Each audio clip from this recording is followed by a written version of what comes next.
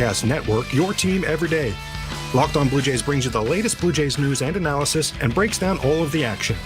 Locked On Blue Jays is everything a Blue Jays fan could want, all in a 30-minute daily podcast.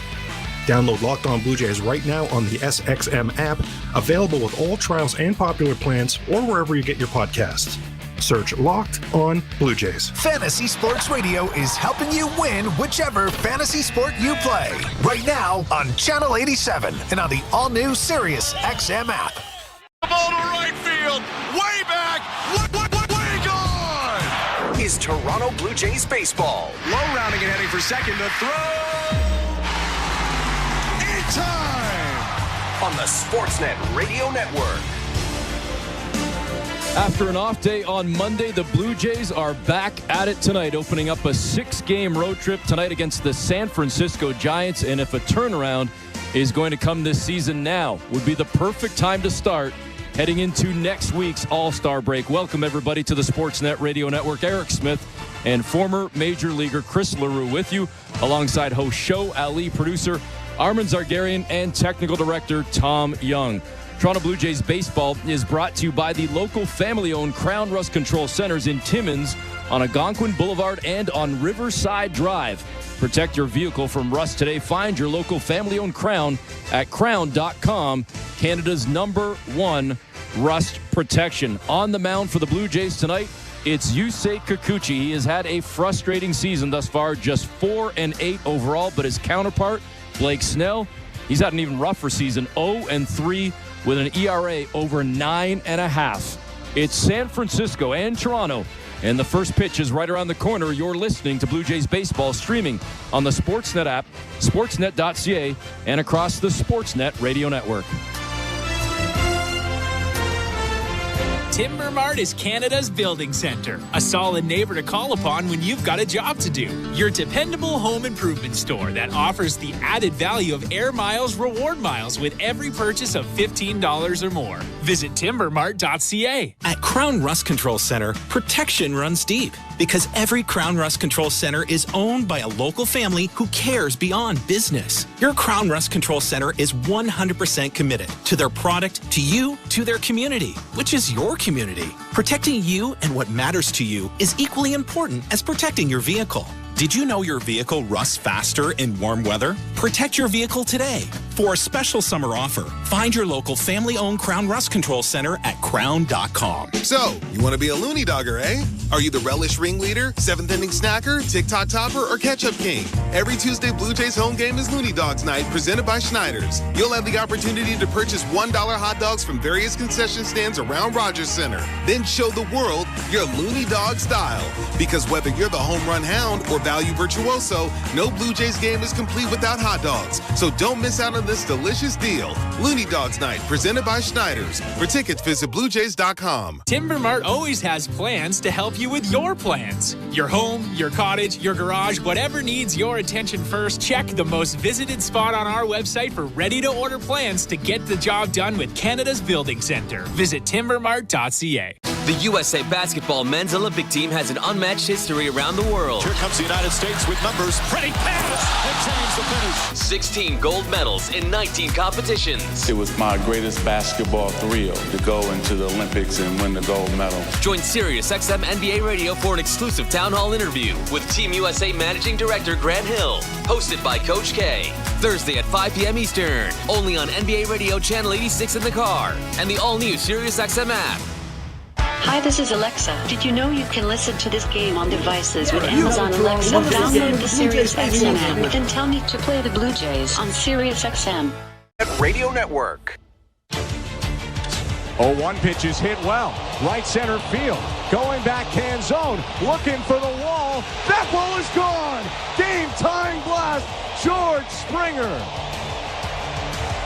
A fist pump around first as with one big swing, Springer has tied the game at 4. You know, obviously there's still a lot to go. There's still a lot of stuff for me to do. There's a lot more games. I feel good right now. I felt good for a long time. Sometimes you just don't get hits. You know, that's the game. But you know, to help and to contribute, you know, these last X amount of games, it's fun. That, of course, is the voice of George Springer, who has been swinging a hot stick for the Toronto Blue Jays as they open up this 6-game road trip leading into next week's All-Star break against San Francisco and then Arizona. 3 against the Giants, 3 against the Diamondbacks, and hopefully for the Jays and Blue Jay fans, Springer can continue to play well and hit the ball as he has the last couple of weeks. Eric Smith and Chris LaRue with you. We are about 10 minutes away from the first pitch.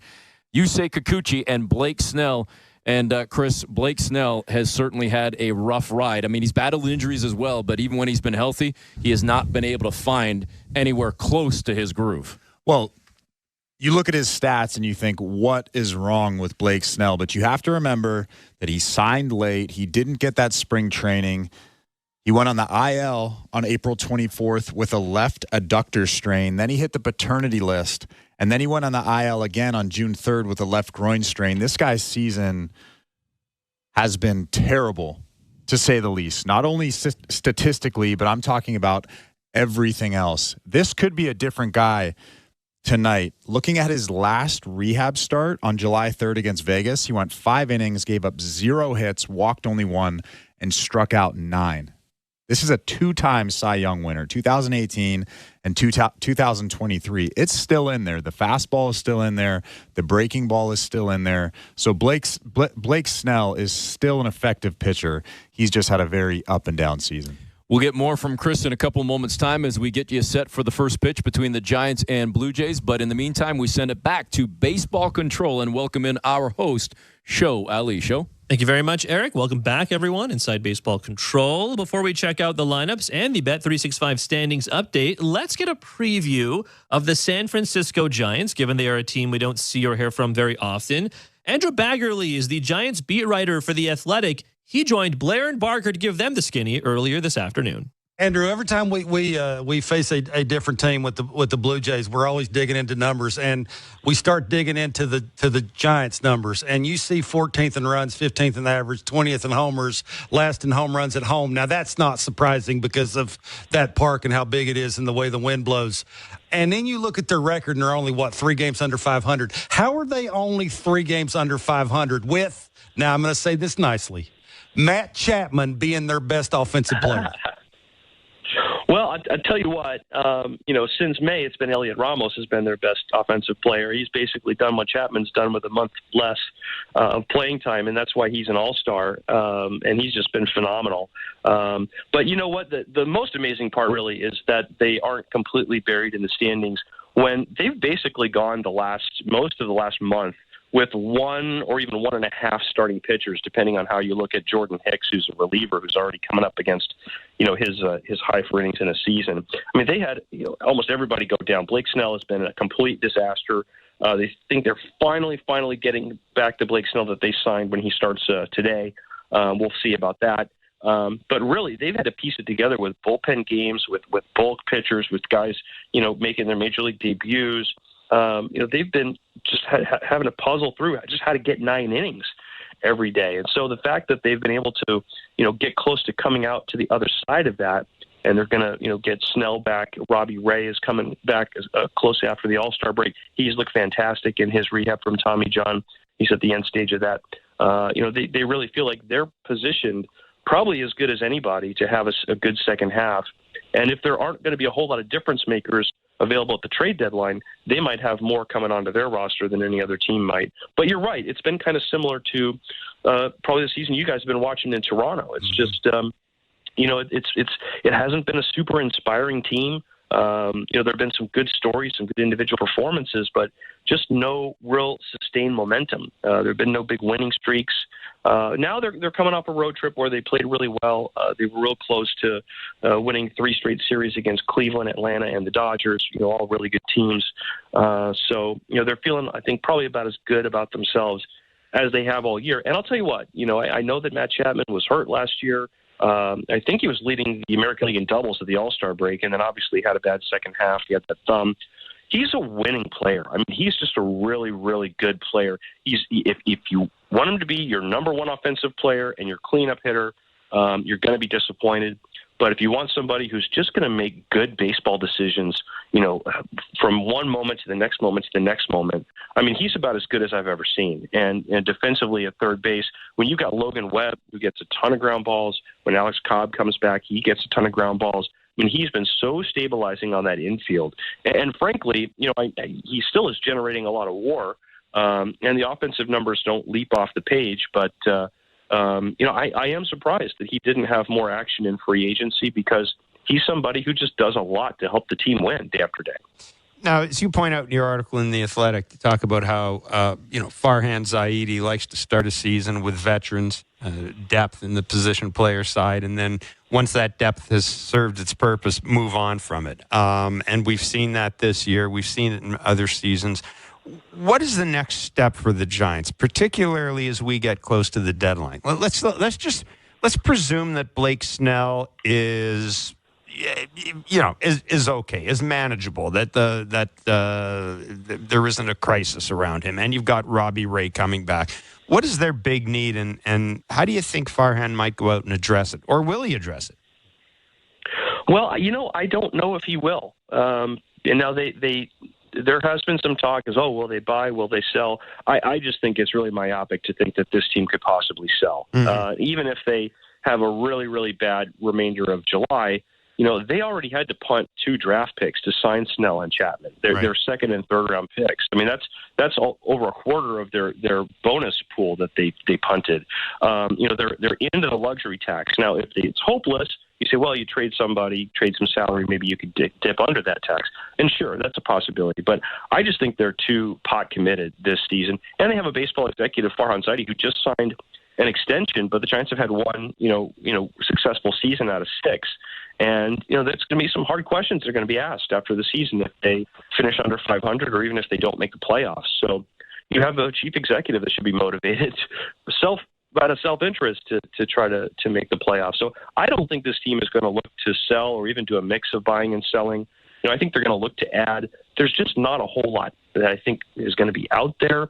And a lot of it's going to have to be internal. And really that's going to be the referendum on his front office is, have they created enough value within their system that they have the solutions in-house that can sort of put them over the top to get just into the wild card field? And then, you think, well, if you do have Ray, Snell, Webb all pitching well, then you are a pretty formidable playoff opponent no matter who you're facing with that kind of starting pitching. So that's sort of the blueprint. That's how they're thinking about it. I just don't know if there's going to be any big difference makers. One position is shortstop, and Nick Ahmed, I think, has been pretty serviceable defensively, which is, as we said, valuable for a ground ball staff. He really doesn't add much on the offensive side, apart from, taking those lunging swings and blooping singles. So, that's an area where they could possibly try to improve, but, there's just not a whole lot of shortstops out there that are going to be moved to the deadline. So I think a lot of it's going to be just how good this group is. That is Andrew Baggerly from The Athletic on with Blair and Barker. You can find the whole conversation on their podcast feed. They also had some fun memories of Willie Mays, if you want to give that a listen. Before we get to the lineups, let's check out the standings update, courtesy of Bet365. At Bet365, you can watch thousands of live games, build your own bet. You can even make a bet while the game is still being played. 19+, play responsibly. Ontario only. In the AL East, entering play today, the Orioles 57-33. The Yankees are 55-37. The Red Sox are 49-40. The Rays are 44-46. And the Blue Jays are 41-49 after taking 2 of 3 in Seattle. Let's get to the lineups. Here's John Schneider's. George Springer is batting leadoff. He's in right field. Bo Bichette is batting second. He's at shortstop. Vladimir Guerrero Jr. is batting third. He's at first base. Justin Turner is batting cleanup today. He's DHing. Danny Jansen's behind the plate. He is batting fifth. Davis Schneider's in left field, batting sixth. Batting seventh, Ernie Clement. He's at third base. Dalton Varsham's in center. He is batting eighth. And Leo Jimenez is starting at second base. He is batting ninth. Yusei Kikuchi will be on the mound for the Jays. Jorge Soler is DHing. He is batting leadoff for the Giants. Elliot Ramos, the All-Star, is in center field. He is batting second. Batting third is Michael Conforto in left field. Former Blue Jay Matt Chapman is batting cleanup. He's at third base. Wilmer Flores is batting fifth at first base. Patrick Bailey is catching, batting sixth. Batting seventh is Tairo Estrada at second base. Luis Matos is in right field, batting eighth. And batting ninth is Tyler Fitzgerald. He is at shortstop. The former two-time Cy Young winner, Blake Snell, pitches for San Francisco. And don't forget, we have Jays Talk tonight. I have the post-game show solo tonight. So please stay up with me. I'll throw out the numbers for you to call after the final out. You can text me anytime at 590-590. Name and location, please. The People's text line is always open. All right, Blake Snell just ran out onto the field, so we're getting close to first pitch. Let's get you over to some action. Here's Eric Smith and Chris LaRue. All right, thanks very much, Joe. And I'll tell you, we were talking earlier, Chris, about George Springer. Oh, okay. What were you going to say? I was just nervous about where you were going with that. Uh-oh, where did you think I was going to go? I have no idea. I was nervous. Uh-oh. I was nervous. Okay, man, we're 30 seconds in. I'm already making you nervous here. We were talking earlier, both on and off air, about George Springer. You gave me your thoughts on Blake Snell, who has struggled. There's no doubt that George Springer was struggling for a good 80% of the season, but in the last 10, 20% of the season, the last couple of weeks, he has suddenly caught fire. What has gotten into him, and what has been the biggest difference? Yeah, I mean, you hear a lot of people saying that his swing is better now, and I don't think his swing is any different. I think just the choices he's making when he's up there, he's swinging at better pitches. The approach is better. He's laying off those sliders down that he was swinging at so often. He's laying off the elevated fastball. And the biggest thing for me is he's using the big part of the field. He's not pulling off. He's not grounding to shortstop every other at-bat. He's driving that baseball to right field. And that's when you succeed. You see the best hitters in baseball, those guys drive the baseball the other way. And George Springer's really doing that now. Well, the right-handed batter, George Springer, leads things off for the Blue Jays. He steps into the box. He's getting set for Blake Snell. First pitch is outside. 95 miles an hour, that pitch from Snell, and it's a 1-0 count. First pitch at 9:45 Eastern time. The 1-0 delivery from Snell. And that one is sent straight up in the air, out towards the first base side, right towards that first base coach's box, then drifting back towards the line, making the grab is Wilmer Flores, and there's one down. And early on, you still see the stuff is there. The fastball, 95, 96 miles an hour. I mean, I know it's a small sample size, but Blake Snell, like I said, in his last rehab start, he was very good. 5 innings, 9 strikeouts, only 1 walk. So he's probably a little bit better now than he was early on in the season. Bo Bichette now up for the Blue Jays. Takes the first pitch inside. It caught the edge, though, and it's an 0-1 count. Fastball from Snell there. Bichette didn't like it. We'll see what he gets on the 0-1. And now Bichette fouls this one off down the first base side, up and over the dugout into the crowd. A quick 0-2 count. The lefty Snell against the right-handed bat of Bo Bichette. Just underway here in the first inning. The 0-2 pitch. And that one down in the dirt on a curveball. It's 1-2.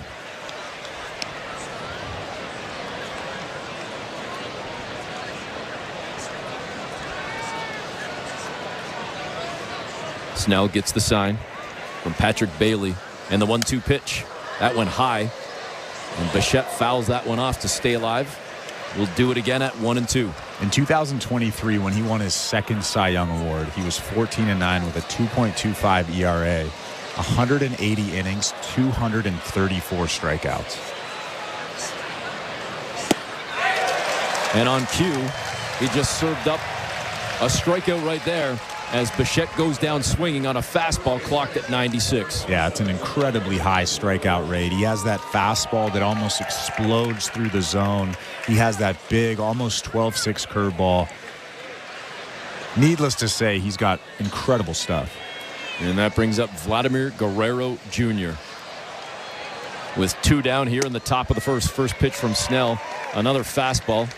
Pretty much down Main Street, and an 0-1 count to Guerrero with 13 homers on the season and 52 runs batted in. The 0-1 outside. Patrick Bailey, the catcher, tried to slide it back in, but it was well outside. It's a 1-1 count.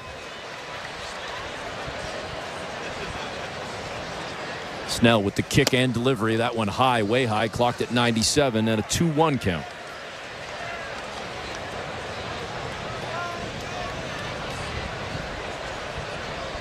Guerrero stares down Snell. The 2-1 delivery. High again, and it's now 3-1. And Vladdy's going to try and get on base here for Justin Turner, the DH, who's up next.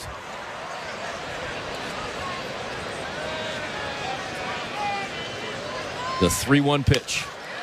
That one down Main Street, fouled off by Vladdy, and it's now a 3-2 count. That was a pretty good swing, wasn't it? That was a good Vlad 3-1 swing right there on a fastball down in the zone, 97 miles an hour, power versus power.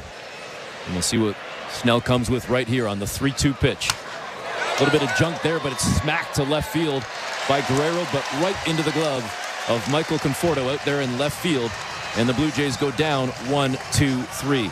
We head to the bottom of the first. No score. You're listening to Blue Jays Baseball, brought to you by the local family-owned Crown Rust Control Center, streaming at sportsnet.ca and the Sportsnet Radio Network. Hi, I'm Buck Martinez, live from the showdown between pizza and inflation. First to the plate, with over 2 million sold, it's Fixed Rate Pizza, a hot and fresh extra-large 4-topping pizza for a fixed price of $17.99 until the end of 2024. Here's the delivery. And inflation strikes out. That's a swing and a drive for Fixed Rate Pizza. Lock in yours today. Order pizza.ca. At Crown Rust Control, protection runs deep because every Crown Rust Control Center is owned by a local family who cares beyond business. Your Crown Rust Control is 100% committed to their product, to you, to their community, which is your community. Protecting you and what matters to you is equally important as protecting your vehicle. Did you know your vehicle rusts faster in warm weather? Protect your vehicle today. For a special summer offer, find your local family-owned Crown Rust Control Center at crown.com. At Bet365, we don't do ordinary. That's why we introduced in-game betting. Because when the game starts, the action doesn't stop. With in-game betting, you can wager on game props, player props, totals, and the money line. And remember, in-game, you can track your same-day parlay with the option to cash out. Check out in-game betting and find out why. It's never ordinary at Bet365. Must be 19 years or older. Ontario only. Please play responsibly. If you or someone you know has concerns about gambling, visit connexontario.ca. This is Toronto Blue Jays baseball. Runner going, throw down his second. They got him. On Sportsnet 590 The Fan and the Sportsnet Radio Network. First inning is brought to you by Armstrong Bird Food. Bring nature to your backyard with Armstrong, feeding Blue Jays since 1986. Visit ArmstrongBirdFood.com. First pitch from Yusei Kikuchi is down Main Street, and it's an 0-1 count to Estrada, the leadoff hitter for the Giants. Scoreless top half of the inning for the Blue Jays. We'll see if San Francisco can do anything and get on the board, as Thairo Estrada now even in the count at 1-1. I'm surprised you haven't mentioned their vibrant City Connect unis. Oh, I was getting to that because you're the fashionista. I'm going to get a little breakdown from you on what these I mean, it's predominantly orange, but I want to say there's a little peach, a little creamsicle in there with a lot of white. I mean, if you look quickly, it just looks like their regular uniforms. Yeah. The same colors. I'm not or really similar colors. It kind of looks like it could be a little bit of pink hue in there as well. The 1-2 down in the dirt from Kikuchi, and it's now 2-2. You'll give us the lowdown in a couple of seconds. Again, you're Mr. Fashion. You're going to give us the breakdown on the City Connect. Well, I'm just going to read it off the internet. Oh, okay. Well, hey, you didn't have to admit that. Good on you for being honest. Kikuchi stares in at Danny Jansen. The 2-2 pitch. Swing and a miss. Estrada sits down. And Kikuchi looked pretty damn good on that one. I mean, small sample size, just like Blake Snell on the other side. But that leadoff batter was pretty good. Thairo Estrada swings at that 95-mile-an-hour fastball at the top of the strike zone. Two power lefties going at it right now. All right, we didn't have time to get the breakdown on the Fashion, so we'll have to wait a little bit right here. Elliot Ramos comes up, swinging at the first pitch, fouls it straight back into the net, 0-1.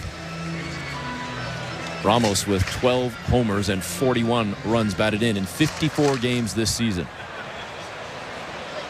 Kikuchi gets the sign from Jansen. The lefty on righty battle right here, and Kikuchi thought he painted that inside corner, but he didn't get the call from Malachi Moore, the home plate umpire. 1-1. The pitch to Ramos, and he sends this one up the middle, but cut off with relative ease as the second baseman Jimenez comes over, and Leo makes the grab to record the out. There's two down. Leo Jimenez getting a start tonight after going 2 for 4. He's hitting .500 in his young major league career. He's a good little player, though. Leo Jimenez at second. It's Bichette at short. Clement at third. Vladdy, the all-star, at first, and Danny Jansen behind the plate. The number 3 hitter, Michael Conforto, comes up now for the Giants. Left-handed hitting left fielder. Takes the first pitch for a ball, and it's a 1-0 count.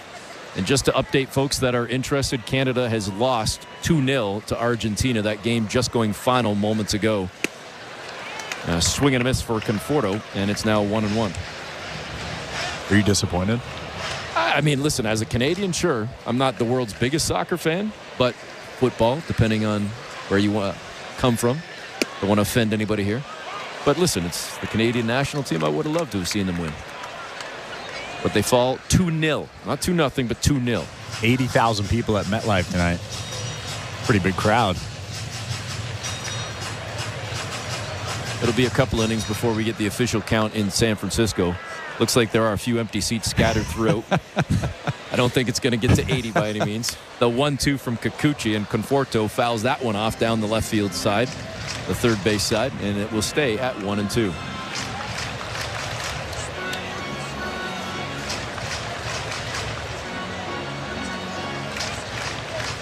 Kikuchi taking his time, steps back onto the rubber. Gets the sign from Jansen. The pitch. Swing and a miss, second of the inning. And the Giants sit down 1-2-3 as well. We head to the second. No score. You're listening to Blue Jays Baseball, brought to you by your local family-owned Crown Rust Control Center, streaming at sportsnet.ca and the Sportsnet Radio Network. SiriusXM Triumph. Get real answers with Dr. Laura. No nonsense advice about relationships, marriage, kids. Tough love. It happened is not a phrase anybody uses when they take responsibility. Inspiration. Every time you go to bed with a negative thought, you have to match it up with a positive one. That's your new rule. Dr. Laura, plus Megyn Kelly, Glenn Beck, Nancy Grace, and Dave Ramsey. All on Triumph. SiriusXM 111 and on the SiriusXM app. Are you regretting eating that gas station hot dog? Yeah, we know. We've been there too. This is a message for baseball fans like you. Did you know that you get a channel that's talking baseball 24/7 as part of your SiriusXM subscription? What? Our lineup includes shows hosted by former big leaguers and executives. Plus, you'll hear from 17 managers each week. MLB Network Radio is on SiriusXM Channel 89. Or just search MLB Network Radio on the SXM app. SiriusXM Sports. We're more than just a game. While you're listening to this game on SiriusXM, we're talking about the latest odds and prop bets for this and every game on Sports Grid Radio. The under's minus 125. Heavy juice to the under. Every home run hit and every strikeout thrown can change the line. I can't for the life of me figure out how you can favor a team that never wins, ever. If you're looking for sports talk centered around the latest odds and prop bets for games, races, tournaments, or any sporting event, Sports Grid Radio, SiriusXM, Channel 159. 24/7, 365. Coverage of all things NASCAR. All things NASCAR happens exclusively on SiriusXM NASCAR Radio, Channel 90. The second inning is presented by Bet365. At Bet365, you can watch thousands of live games, build your own bet, and can even make a bet while the game is still being played. 19 plus. Play responsibly. Ontario only. Justin Turner up to start this second inning for the Jays. The cleanup hitter tonight for Toronto takes the first pitch high from Blake Snell. It's a 1-0 count. Turner in 75 games this season, batting .245. He's got 27 runs batted in. Big swing and a miss. He got caught on that one from Blake Snell. And it's a 1-1 count. He bit on that slider, Turner did. Snell coming back with the 1-1 pitch. They tried to go high and inside. It's exactly where Patrick Bailey wanted it, but it went a little bit too inside. Turner takes the ball. It's a 2-1 count. In his career against the Giants, 65 runs batted in, but it's going to stay at 65 for now, as it's going to be a fly ball to center field. Camping underneath it to make the grab is Ramos. There's one down. Well, that was another good fastball from Blake Snell. 95. Kind of down the middle, but at the top of the strike zone. That's such a tough pitch to hit. And this brings up the catcher, Danny Jansen. The right-handed hitter with 5 home runs on the season. And he'll dig in now against Snell. First pitch inside again, clocked at 96 on the fastball. It's a 1-0 count.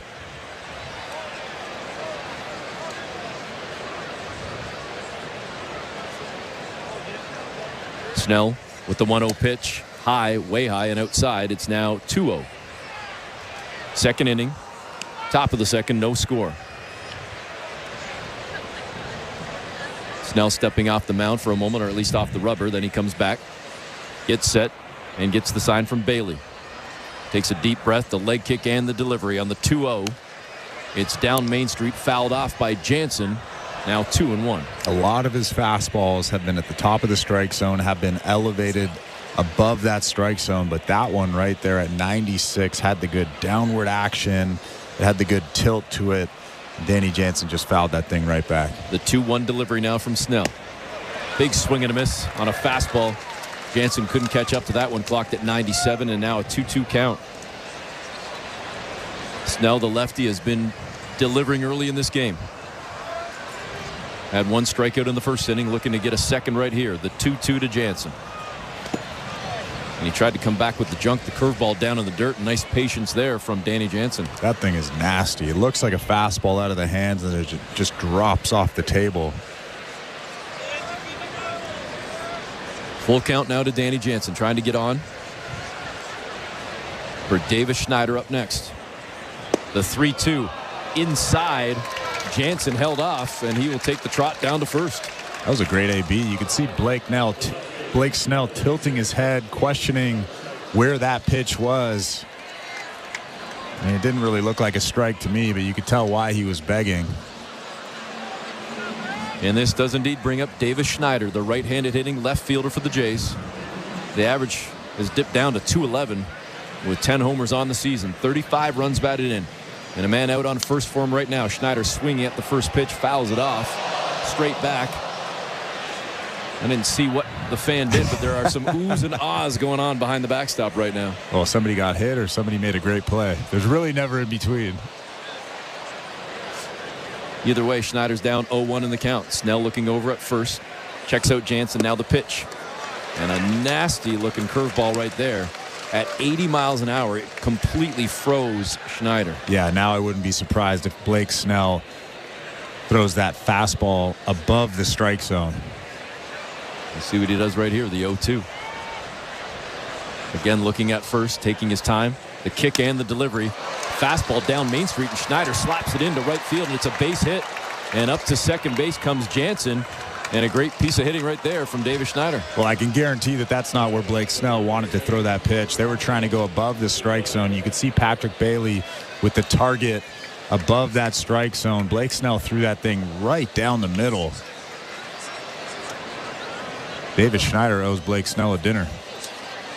So that's the first hit of the ball game for either team. Here in the top of the second, it brings up Ernie Clement, the right-handed hitting third baseman for the Jays, with 2 on and only 1 out.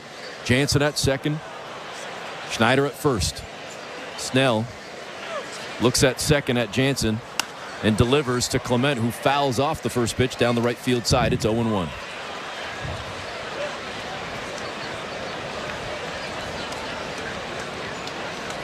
Clement would love to cash in at least one, if not more, right here. Strike early against the Giants. Top of the second, no score. The 0-1 pitch. And that one down in the zone. Clement held off, and they check it at first. And Chad Whitson says, nope, he didn't go. That was clean. It's a 1-1 count.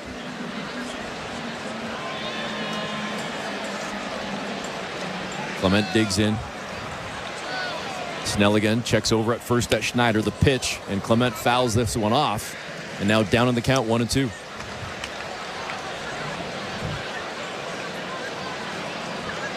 Eric Smith and Chris LaRue in the Timbermart broadcast booth. Here in the top of the second with the Jays trying to threaten with 2 on. And Clement sends this one on a looper out to left field.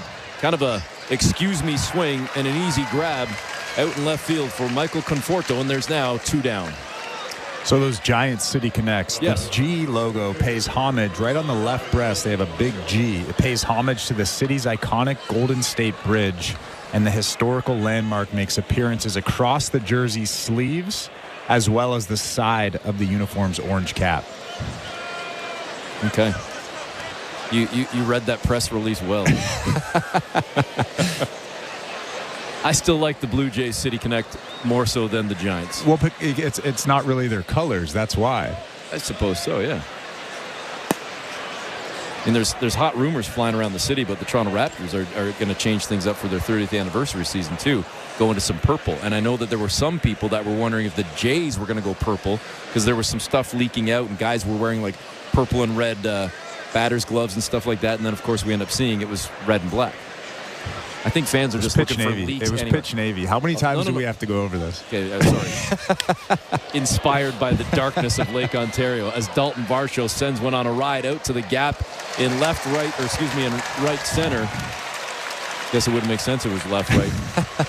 But an easy grab nevertheless for Ramos, who records the third out and sits down the Jays. So Varsho unable to cash in anybody, nor could Clement. The Jays leave 2 on. There's still no score as we head to the bottom of the second.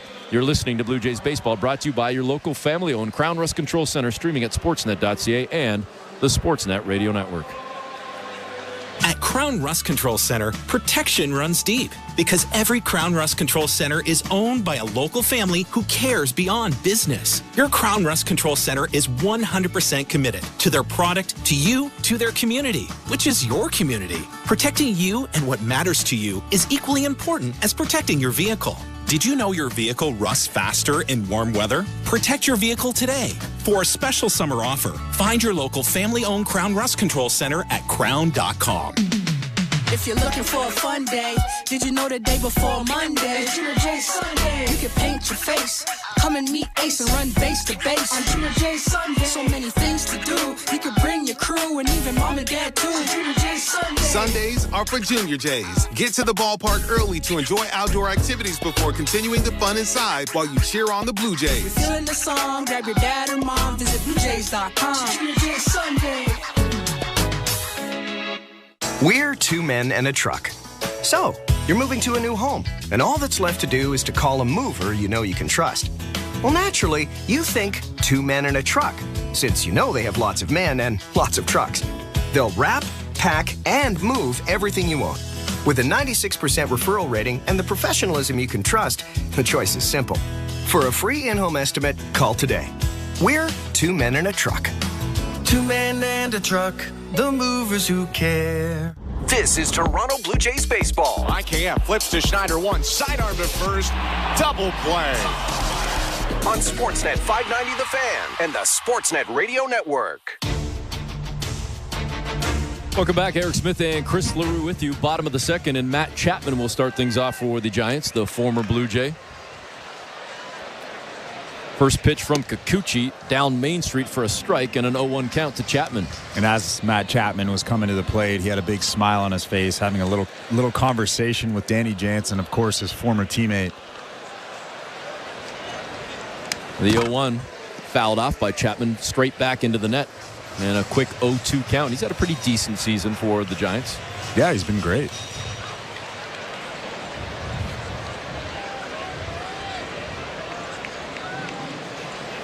The 0-2 delivery from Kikuchi down in the dirt. That one got away from him a little bit on the changeup. Chapman stays alive at 1-2. 12 homers. Oh, we're like reading the same mail here. You want to finish it off? 12 homers, 42 RBIs. I bet you weren't going to say this. 8 stolen bases. I was not. Not known for his speed all the time. I mean, not necessarily slow, but I wouldn't have guessed 8 stolen bases. But I was definitely going to say the 42 runs batted in. Like, we haven't even worked together in a couple weeks. We're already finishing each other's sentences. Chapman fighting back to a 2-2 count.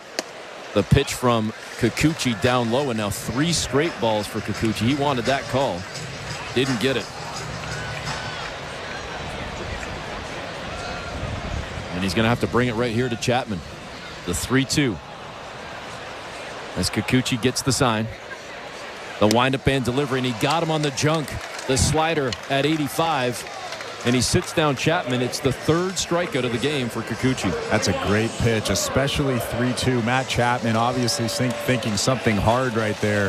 He was way out in front of that Kikuchi slider. Looked like a fastball, and then just drops off the table. And this brings up the right-handed hitting first baseman for the Giants, Wilmer Flores. First pitch down in the dirt from Kikuchi. It's a 1-0 count. I have more on that City Connect jersey if you want. I'm good. Flores fouls off the next pitch in at 1-1. Please, give me I'm going to do it anyways, just to upset you. The vibrant colors of the jersey echo the city's energetic drive to work hard and stand out. I don't really understand what that means, but that's just PR. Highlighter orange, that's what I call it. Yeah, it's got that kind of hue or tone to it. The 1-1 from Kikuchi. And that one did indeed catch the bottom part of the zone. Flores not happy about that, as both sides right now seem to be trying to figure out at least the lower part of the zone from home plate umpire Malachi Moore. Well, no, Flores didn't like that call, but that was a strike. That was about as good as it gets down in the strike zone. Kikuchi stares in at Jansen. The 1-2 pitch, they're trying to go high, and he got him. Swing and a miss. Flores sits down, and Yusei Kikuchi is dealing early. Yeah. 4 of the 5 batters he has faced, he has struck out. He's filling up the strike zone with that fastball, and that's when Yusei Kikuchi is at his best, not nibbling with those off-speed pitches. We see him do that so often, especially early in ball games. He'll nibble with the off-speed stuff, get in trouble. Guys will be on base. And the first pitch to Patrick Bailey, the switch hitter. The catcher, no good, and a 1-0 count. And tonight is a very different Yusei Kikuchi, filling up the strike zone with that fastball. Bailey with 6 homers on the season. 2 down here in the bottom of the second.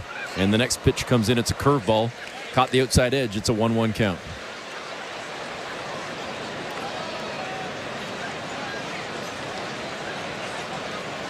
Bailey stares down Kikuchi. The pitch. That one catches the bottom part of the zone. And it's now 1-2. Kikuchi trying to mow down the Giants in order yet again for a second straight inning to start this game.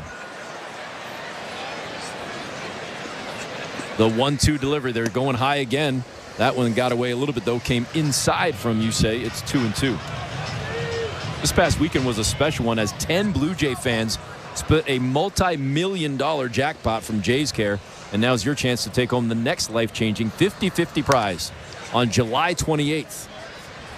As Bailey fouls that one off down the third base side. All proceeds support kids in Jays Care programs.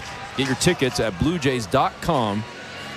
They forgot the word slash, but I know it's bluejays.com/5050 from Ontario or Nova Scotia. Again, that next big prize coming on July 28th. And there's a big prize right there. It's another strikeout for Kikuchi. 5 of the 6 batters he has faced, and he just struck out the side. We head to the third. No score. Jays and Giants. You're listening to Blue Jays Baseball, brought to you by your local family-owned Crown Rust Control Center, streaming at sportsnet.ca and the Sportsnet Radio Network. We're twomenandatruck.ca. We've got lots of men and lots of trucks, so get ready to be moved. Think 2 men and a truck, 2 men and a truck.ca. So when you gotta move, all moving day, Think 2 men and a truck, 2 men and a truck.ca. Cause all of us movers are not the same.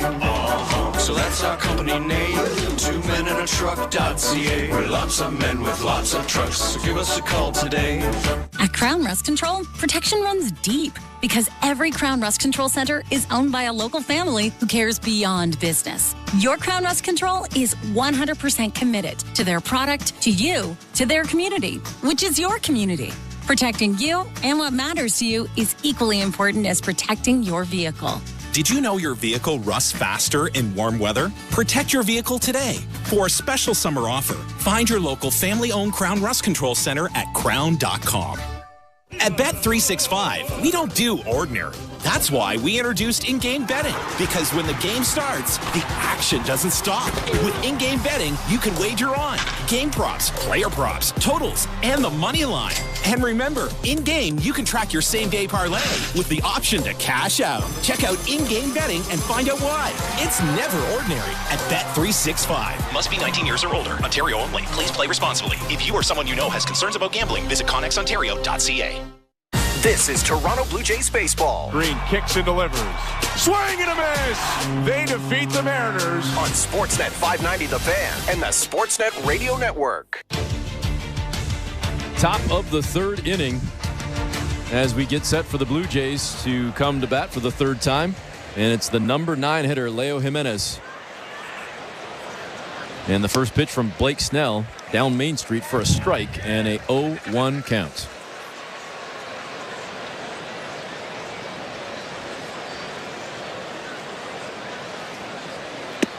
And that one down low and inside. It's now 1-1. Leo has been swinging very well, hitting very well for the Jays.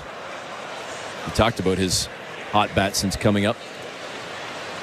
Hoping to keep it going tonight in San Francisco.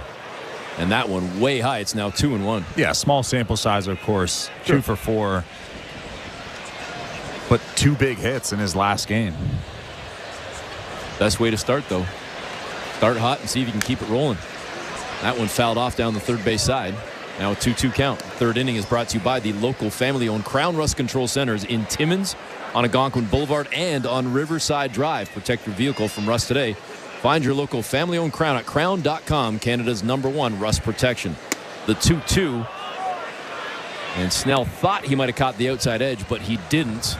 Missing on that curveball, and now 3-2. The most impressive thing about Leo Jimenez is he has a .416 on base percentage in Buffalo this season.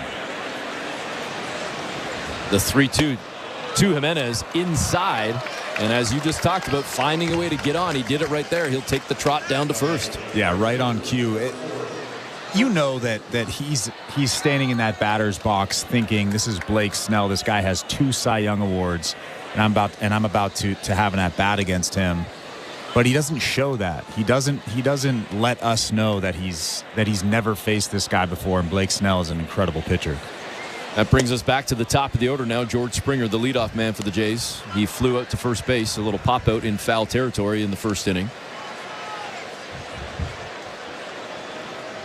But now with Jimenez on first, the Blue Jays will try and make something of this third inning. They left 2 on in the second. Can they get something going here in the third? Probably not, as Springer sends it out to short, picked up by Fitzgerald, flips it over to Wisely, over to Flores, and that's the double play, and the Jays suddenly with 2 down. Yeah, a little 6-4-3 double play for the Giants. That one was easy right there. Fastball right down the middle. Again, we talked about in the pregame, George Springer not rolling over fastballs to shortstop, and right on cue, he does just that. So now 2 down for Bo Bichette. Struck out in his first at bat, the only strikeout of the game thus far for Snell. And he swings at the first pitch, sends it out to short, picked up again by Fitzgerald, who whips it over to first to record the out. And the Jays go relatively quickly here in the third. We head to the bottom of the third. You're listening to Blue Jays Baseball, brought to you by your local family-owned Crown Rust Control Center, streaming at sportsnet.ca and the Sportsnet Radio Network. The biggest names in NASCAR talk are now with SiriusXM. Hey, this is Denny Hamlin, host of Actions Detrimental, driver of the number 11 Toyota for Joe Gibbs Racing, and co-owner of 2311 Racing. Join me and my co-host Jared Allen every Monday for a recap of each NASCAR race from the driver's seat. We'll break down how my race went and hopefully ending in victory lane. Hear Actions Detrimental plus every incredible podcast from Dirty Mo Media right now on the SiriusXM app. Every night after the final out, the Round Trip Roundup brings you the scores, highlights, and analysis from every game across Major League Baseball, all in less than 30 minutes. Swung on and missed, strike 3 and a no-hitter. It's the perfect way to get caught up on all the night's biggest home runs and best performances. And a high drive, deep right center. It's the Round Trip Roundup on MLB Network Radio every night on SiriusXM Channel 89 and every morning on the SiriusXM app. Fantasy Sports Radio is helping you win your fantasy leagues. Right now on Channel 87. Aaron Judge drills a 3-run home run. From in-season fantasy baseball management to helping you prepare for your fantasy football drafts, Fantasy Sports Radio is here to help you dominate. Don't ever take a player that you don't intend to keep all year. Don't do it. It's terrible management. Fantasy Sports Radio, your home for fantasy sports. Channel 87 and on the all-new SiriusXM app. Good to see you guys back at training camp. The 2024 NFL Radio Training Camp Tour is coming right here on Channel 88 and the all-new SiriusXM app. Network. Third inning, no score, bottom of the third, and the Giants have gone in order the first 2 innings. And Yusei Kikuchi, after striking out the side in the second, will look to keep things rolling here in the third. Luis Matos, the first batter, the right-handed hitter, the right fielder, takes the first pitch from Kikuchi. And it looked like it might have been a little bit below the zone, but they call it a strike, so take it and run if you're a Jays fan. 0-1. Kikuchi working quickly here, gets the sign from Jansen and the pitch.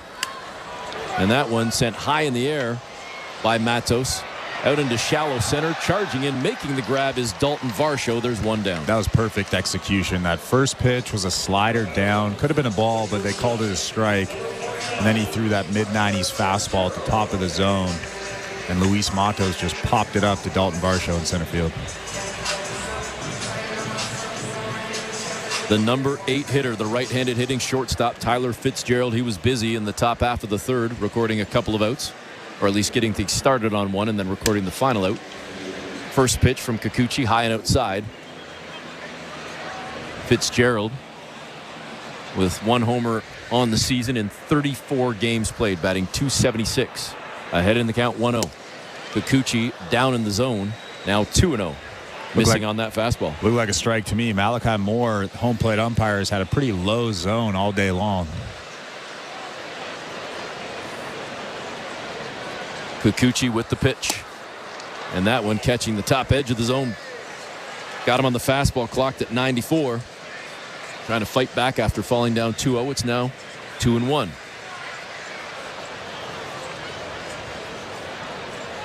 The pitch to Fitzgerald, and he fouls this one off down the first base side, down deep into right field, actually, into the stands about 10-15 rows deep, and it's now a 2-2 count. What's your favorite thing about San Francisco? I know you've been there 1,000 times with the team. And honestly, anywhere that's along the water, I just like being down by the water, like walking along the waterfront. And Kikuchi came back with the 2-2, and he got Fitzgerald to bite on the curveball.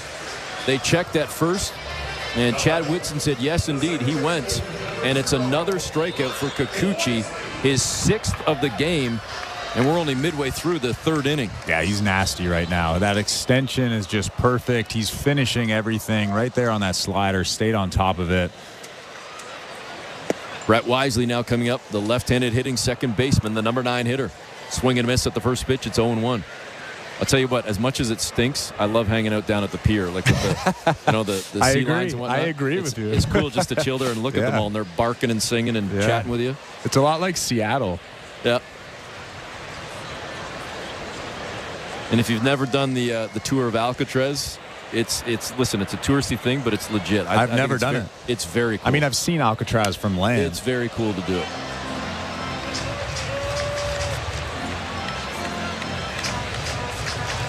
Is it expensive? Well, the time I went, I didn't pay, so I couldn't tell you. Well, yeah, it's probably not expensive for you. Oh, yeah. Yeah. The 1-2 pitch now to Wisely. Came inside, and he sends it into right field. The first hit of the game, the first base runner of the game for the Giants, and it comes with 2 down here in the 3rd. Well, first base runner of the game, first hit of the game, but also probably the first missed spot of the game. He tried to throw that curveball on the outside part of the plate and left a little spinner over the inside part of the plate. His first mistake of the ball game. So that brings us back to the top of the order. Cairo Estrada comes up, struck out in the first. Wisely now on first and swinging at the first pitch, but it's a line drive straight at Davis Schneider, who makes the grab in left to sit down the Giants. We head to the 4th inning. You're listening to Blue Jays Baseball, brought to you by your local family-owned Crown Rust Control Center, streaming at sportsnet.ca and the Sportsnet Radio Network. The USA Basketball Men's Olympic Team has an unmatched history around the world. Here comes the United States with numbers. Pretty pass and change the finish. 16 gold medals in 19 competitions. It was my greatest basketball thrill to go into the Olympics and win the gold medal. Join SiriusXM NBA Radio for an exclusive town hall interview with Team USA Managing Director Grant Hill, hosted by Coach K. Thursday at 5 p.m. Eastern, only on NBA Radio Channel 86 in the car and the all-new SiriusXM app. The Busted Open podcast is now available on YouTube. This is Dave LaGreca, host of Busted Open, the #1 pro wrestling show on the planet. You can now watch and listen to the award-winning Busted Open podcast every single day on YouTube. Our best interviews, behind-the-scenes access, and some of our best content from the past. All available right now when you go to youtube.com/@BustedOpenPodcast. Subscribe right now.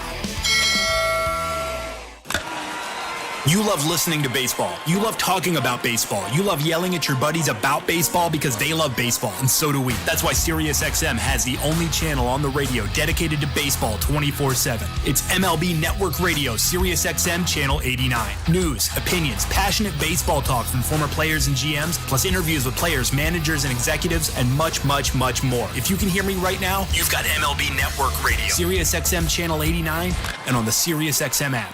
Fantasy Sports Radio is helping you win whichever fantasy sport you play. Right now on Channel 87 and on the all-new SiriusXM app. Fourth inning is presented by Bet365. At Bet365, you can bet live in-game on game props, totals, and the money line. Download the app and find out why it's never ordinary at Bet365. 19+. Play responsibly. Ontario only. No score. Top of the fourth, and the first pitch to Vladimir Guerrero Jr. is a changeup, good for a strike, and an 0-1 count to Vladdy. Blake Snell, the lefty, delivers on the 0-1. Vladdy swinging out to short, picked up by Fitzgerald, throws it over to first, and records the out. There's one down. So I've never been to Alcatraz like we were talking about earlier, but I have seen the movie The Rock. Is it the exact same as that? Or is that Hollywood? It's definitely Hollywood, but there are some components. Yeah, you've got to check it out though. All right, you got to check it Next out. time It's definitely worth going. Justin Turner now comes up for the Jays. First pitch from Snell is a fastball at 96, good for a strike and an 0-1 count. I don't know if you heard, but there was a ton of boos when Justin Turner came up to the plate, obviously from his days with the LA Dodgers.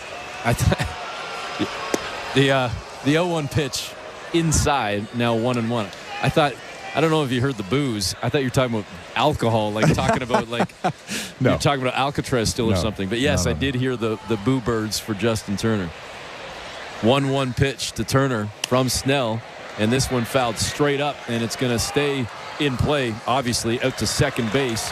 And recording the out is Brett Wisely, and a quick 2 outs. And for those that don't know, the rivalry between the Giants and the Dodgers is a lot, if not better than the Yankees Red Sox, in my opinion. Well, you're a California guy, right? Well, no, I'm a Toronto guy. Mississauga guy, to be exact. You're one of those Canadian Californians. Sure. First pitch fouled off by Danny Jansen.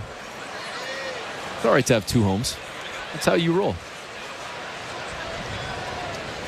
Bi-coastal, is that what they call us? Sure. Toronto's not a coast. No. Although I don't know if my wife's listening. I told her years ago when we were living in TO. I said the water is south. Unfortunately, she thought that meant anywhere she was in the world. It's like, no, it doesn't work that way. Because we'd be somewhere else, like anywhere in the world, you name it. She'd be like, okay, so the water's there, that's south. I'm like, no, babe, it doesn't work that way. I hope she's not listening. I really hope she's not listening. Jansen just fouled off the 1-1. It's now 1-2. Snell coming back, trying to punch out Jansen and the Jays here in the fourth. And a nasty curveball there, but Jansen held off. It's now 2-2. I tell you what. You better be glad that this game is. I just checked my phone. No message yet. You better be glad that this is a late ball game. Telling that story. The 2-2 from Snell, and Jansen rips one down the third base side into the stands. And I'll tell you what, 2 fans didn't even budge. Like, that was a hard line drive. They just sat there and took it, and they came away with a souvenir. Actually, I got to tell you, we came away with a souvenir a couple of days ago. I was at the Savannah Bananas game in Buffalo, and we got one of the balls. It fouled off the facing of the stadium and fell right down into our laps. The 2-2 pitch to Jansen, way high, and it's now 3-2. Jansen got on base in his last at bat on a walk, and he's trying to do it again right here. The 3-2 from Snell. And that one missing high and outside as Bailey tried to pull it back into the zone. But it's a ball and a second walk for Danny Jansen. And those that don't know the Savannah Bananas, it's basically the baseball's version of the Harlem Globetrotters. Pretty much, yeah. And the coolest thing about that and them is if somebody in the stands catches a pop-up or a fly ball, that counts as an out for the defensive team. As long as it's caught cleanly. It can't be like ricocheted off of the building or bobbled by another fan. It has to be a clean catch. But yes, and there's no bunting allowed. Well, you're an expert now, of course. Oh, they have like 10. I've never been to a game. They've got like 9 or 10 different rules. I am 100% an expert after this. They had some guy on stilts hitting, and it's wild. It's definitely, it was a lot of fun. I'll tell you what, they put on a good show. And it was sold out in Buffalo all 3 nights, or all 3 days, Friday, Saturday, and Sunday. Almost 50,000 people coming through at Salem Field out in Buffalo. Assuming the Bisons were not in town that weekend. They were not. Schneider now sitting at a 1-1 count. Davis Schneider. He singled in his first at-bat. There's 2 down here in the top of the 4th with Danny Jansen on first. No score in San Francisco with the Giants and Jays. The pitch from Snell. That one catches the inside edge and a 1-2 count. Eric Smith and Chris LaRue in the Timbermart broadcast booth. When home improvement projects are throwing you a curveball, talk to the folks at Timbermart before you begin your next job. They've got the material and know-how to make you have all your bases covered. Timbermart, Canada's building center. The 2-2 pitch, and Schneider swings and misses. I think he was trying to keep it alive for Danny Jansen, who had took off, and Schneider goes down, as do the Jays. The strikeout for Snell will bring up the San Francisco Giant batters next in the bottom of the 4th. It's on deck next. You're listening to Blue Jays Baseball, brought to you by your local family-owned Crown Rust Control Center, streaming at sportsnet.ca and the Sportsnet Radio Network. Carnival is at the core of Toronto culture. Stand out in the crowd with your Blue Jays neon hat giveaway. The colors, the music, the heat, the vibes. I don't know who's having more fun, the players or the fans. Be at Rogers Center as the Blue Jays celebrate Caribbean Carnival and create core memories of summer in the city. Everybody's feeling good right now. Arrive early on Friday, July 26th and claim your Blue Jays neon hat. Blue Jays Caribbean Carnival. For tickets, visit BlueJays.com. At Crown Rust Control Center, protection runs deep because every Crown Rust Control Center is owned by a local family who cares beyond business. Your Crown Rust Control Center is 100% committed to their product, to you, to their community, which is your community. Protecting you and what matters to you is equally important as protecting your vehicle. Did you know your vehicle rusts faster in warm weather? Protect your vehicle today. For a special summer offer, find your local family-owned Crown Rust Control Center at crown.com. At Bet365, we don't do ordinary. That's why we introduced in-game betting. Because when the game starts, the action doesn't stop. With in-game betting, you can wager on game props, player props, totals, and the money line. And remember, in-game, you can track your same-day parlay with the option to cash out. Check out in-game betting and find out why. It's never ordinary at Bet365. Must be 19 years or older. Ontario only. Please play responsibly. If you or someone you know has concerns about gambling, visit connexontario.ca. This is Toronto Blue Jays baseball. Out of here! Out of here! Davis Schneider wins it! On Sportsnet 590 The Fan and the Sportsnet Radio Network. Bottom of the 4th inning.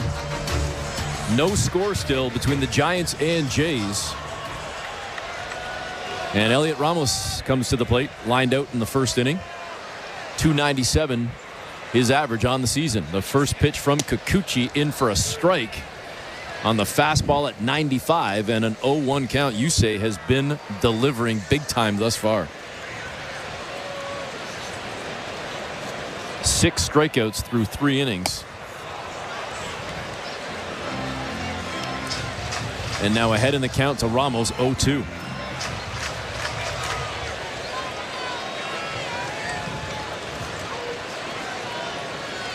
The pitch, and this one is sent to center field. It's on a ride. Varsho is back on the track at the wall, jumping, and he can't get it. It's a solo shot for Ramos to the deepest part of the park, and the Giants lead 1-0. And that was an 0-2 fastball right down the middle. Ramos didn't miss it. You could see Danny Jansen almost standing up, trying to get that fastball up around the letters or even the neck. And Yusei threw one right down the middle, about thigh high. Ramos sent that one 418 feet for the solo shot to start the fourth inning and the first run of the ball game. Michael Conforto comes up now. The number 3 hitter in the lineup, the lefty, the left fielder, struck out in his first at bat.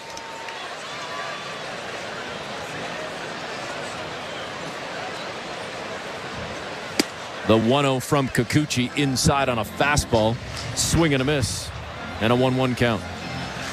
Elliot Ramos is no slouch, though. He was actually selected to his first All-Star game this season. He gave that one a ride, no doubt about that. And the 1-1 pitch, Conforto doesn't like that call. But you like it if you're a Blue Jay fan. It's a 1-2 count. Kikuchi trying to bounce back after giving up that solo shot.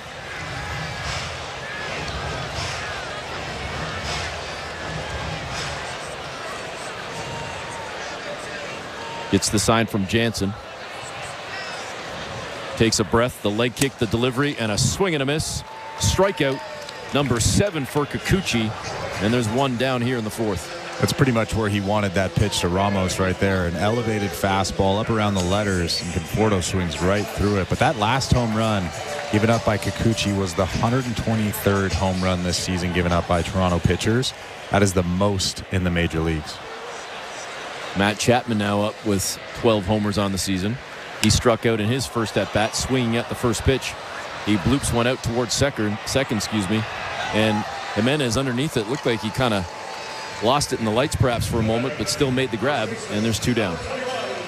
Yeah, didn't quite look comfortable making that catch. It was a very high pop-up off the bat of Chapman. I was going to say Carpenter. Off the bat of Chapman. Luckily, he catches that baseball. Wilmer Flores now comes up for the Giants. The right-handed hitting first baseman facing the lefty Kikuchi. First pitch outside on a ball. Missing with that slider. It's a 1-0 count. Flores struck out in the second. A lot of guys have struck out for San Fran, but yet the Giants still lead 1-0 on the solo shot that started this inning from Elliot Ramos. Second pitch outside as well, and a quick 2-0 count.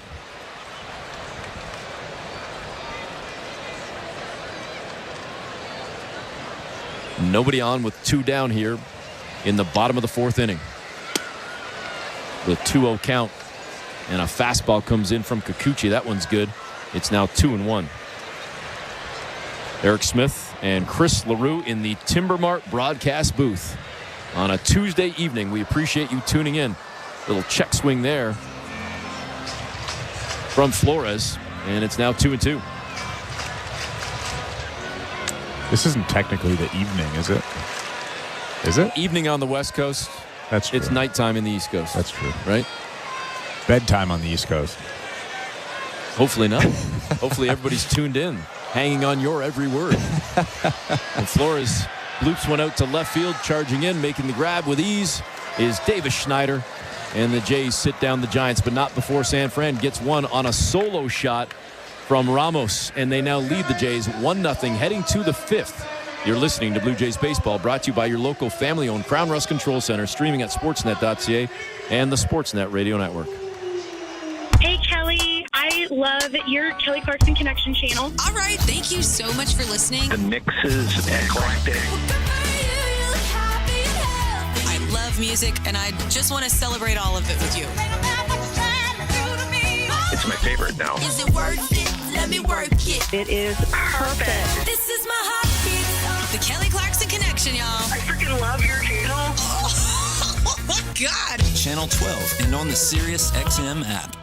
The USA Basketball Men's Olympic Team has an unmatched history around the world. Here comes the United States with numbers. Pretty pass. It changed the finish. 16 gold medals in 19 competitions. It was my greatest basketball thrill to go into the Olympics and win the gold medal. Join SiriusXM NBA Radio for an exclusive town hall interview with Team USA Managing Director Grant Hill, hosted by Coach K. Thursday at 5 p.m. Eastern, only on NBA Radio Channel 86 in the car and the all-new SiriusXM app.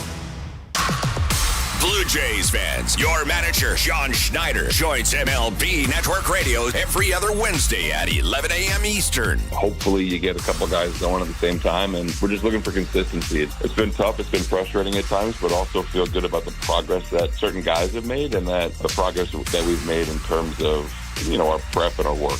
Managers at the mic on MLB Network Radio, SiriusXM 89 and the SiriusXM app. Here our exclusive town hall interview with Grant Hill, hosted by Coach K, as they discuss Team USA and the Olympics. Thursday at 5 p.m. Eastern on NBA Radio Channel 86. Radio Network. The fifth inning is brought to you by Desjardins Financial Group. Desjardins awarded another 150 grants worth $20,000 each to entrepreneurs across Canada. See how Desjardins cheered on small biz at goodsparkgrants.ca. Ernie Clement leading things off here in the fifth, brought to you by Desjardins Insurance. And he took the first pitch for a ball. Second one comes in on a strike. It's now 1-1. And the 1-1 pitch ripped down the third base side into foul territory. In fact, that ball just got jammed under the tarp that's rolled up there against the wall in foul territory. It's now 1-2. Seems like the wind is picking up quite a bit in the Bay Area. Cool evening, as is often the case in San Fran. Clement now swings at the next pitch, the 1-2, sent out to short, and Fitzgerald bobbled it, tried to whip it in time over to first, but then Flores bobbled it, and Clement, hustling down the line, is safe at first, and the Jays have the leadoff man on. Yeah, I think Wilmer Flores at first base should have come up with that baseball. It was a very short hop. That's an easy play for most first basemen, but couldn't come up with it. Fitzgerald obviously, or also with a bobble at shortstop. That brings up Dalton Varsho, the only lefty bat in the lineup for the Jays tonight. Lefty on lefty right here with Snell. First pitch firing caught the upper edge of the strike zone. 0-1 to Varsho. With Clement on first, Varsho, after flying out in the second inning, has seen his average dip below 200, sitting at 199 right now. The lead at first for Clement. Snell to Varsho, and again up in the zone but catching the edge, and a quick 0-2 count. Blake Snell is actually really quick to the plate. He almost doesn't even lift that right foot off the ground. That slide step is really quick. Varsho again with the lead at first. The pitch from Snell, and this one slapped foul by Varsho down the third base side. It's in foul territory, right around that line actually, and the grab is made by Chapman. So that sits down Varsho, and there's one out here in the fifth. And you had mentioned that the wind is picking up at Oracle Park in San Francisco. Now we know why Leo Jimenez had such a tough time with that pop-up. Good point. And speaking of Jimenez, he's up at the plate right now.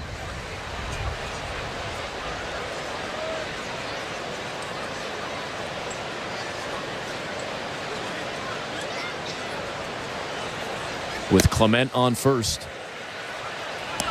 And the first pitch from Snell, the lefty firing a changeup outside, way outside, and a 1-0 count.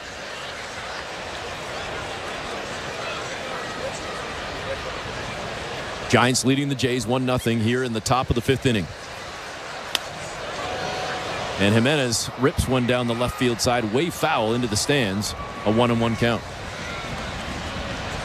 Ernie Clement, who's at first base, only has 3 stolen bases this year, but I wouldn't mind if he at least tried to take off here. 1 out. You're starting to get into the later part of this game. You have to get somebody in scoring position. Snell gets the sign from Bailey. Inside, Jimenez holds off. Great job there, showing his patience, and a 2-1 count. I wouldn't even hate a hit and run here. Springer on deck, top of the order for the Jays. Jimenez, the number 9 hitter, with 1 out here in the top of the 5th. The 2-1 pitch inside, way inside, and now a 3-1 count.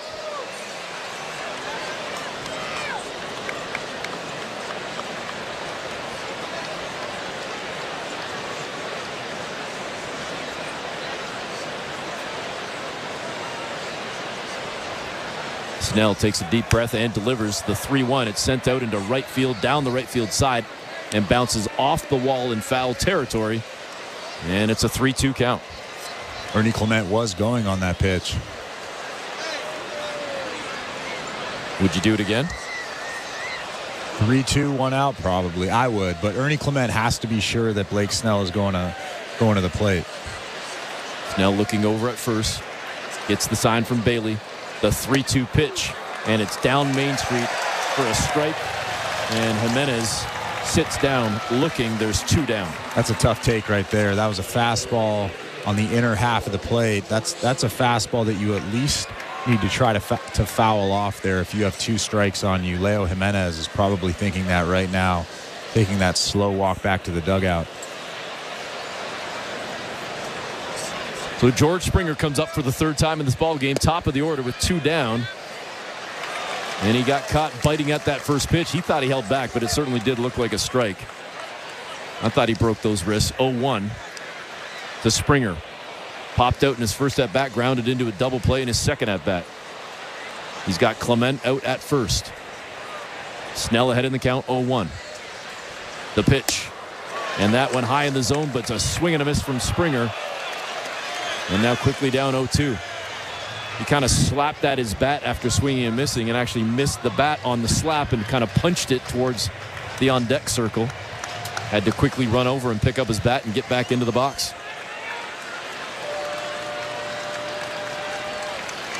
The 0-2. Snell trying to get out of the inning with Clement on first. Clement with the lead. He's staying where he is. And Springer fouls one off. Up and over the backstop, and we'll do it again at 0-2.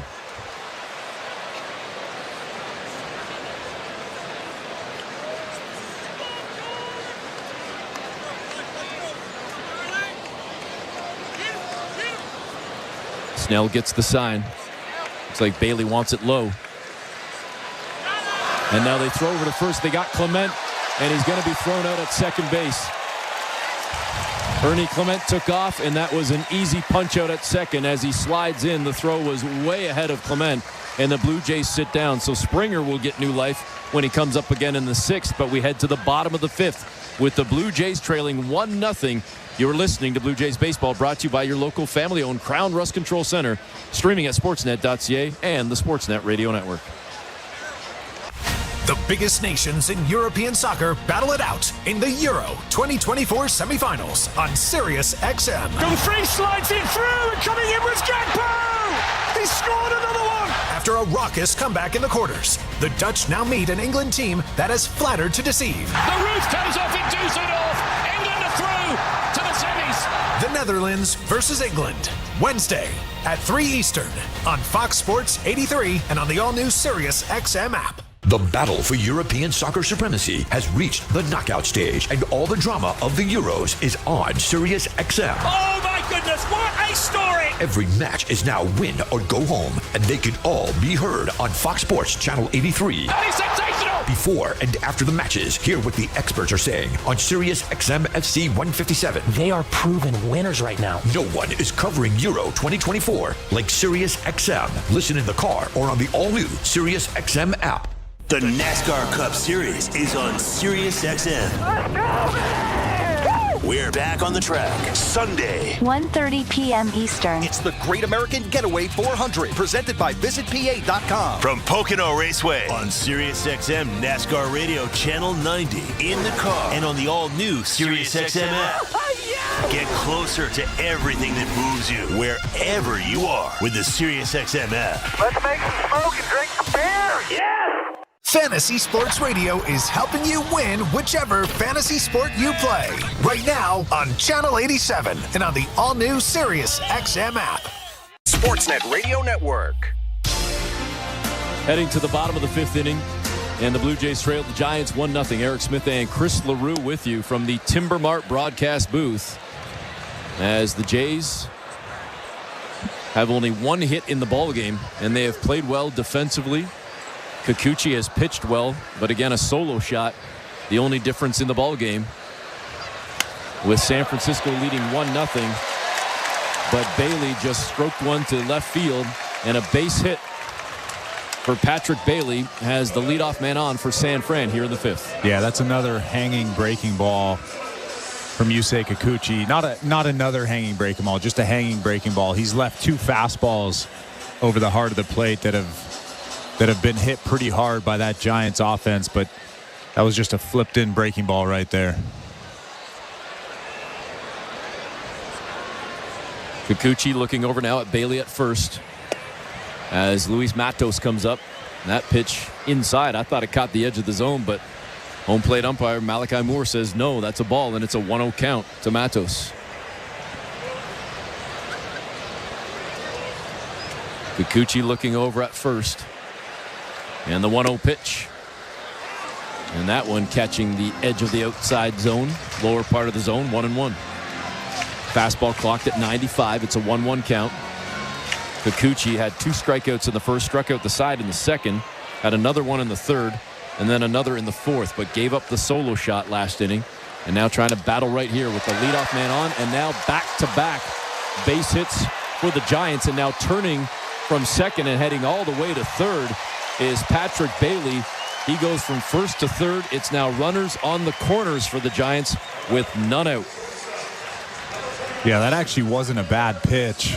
Although he did miss his spot. Danny Jansen wanted that ball elevated above the strike zone, but Luis Matos drills that thing and through that hole on the right side of the infield. Now the Giants have runners on first and third and nobody out in this inning.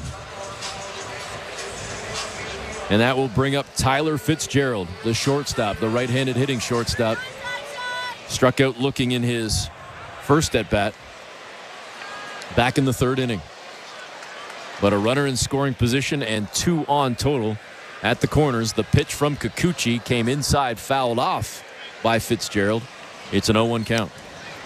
Out-of-town scoreboard brought to you by St. Louis Bar and Grill. Devilishly good since Toronto first raised the trophy in '92. Join them for wings, ribs, beer, cocktails, and catch every play at your local St. Louis Bar and Grill. The 0-1 pitch from Kikuchi.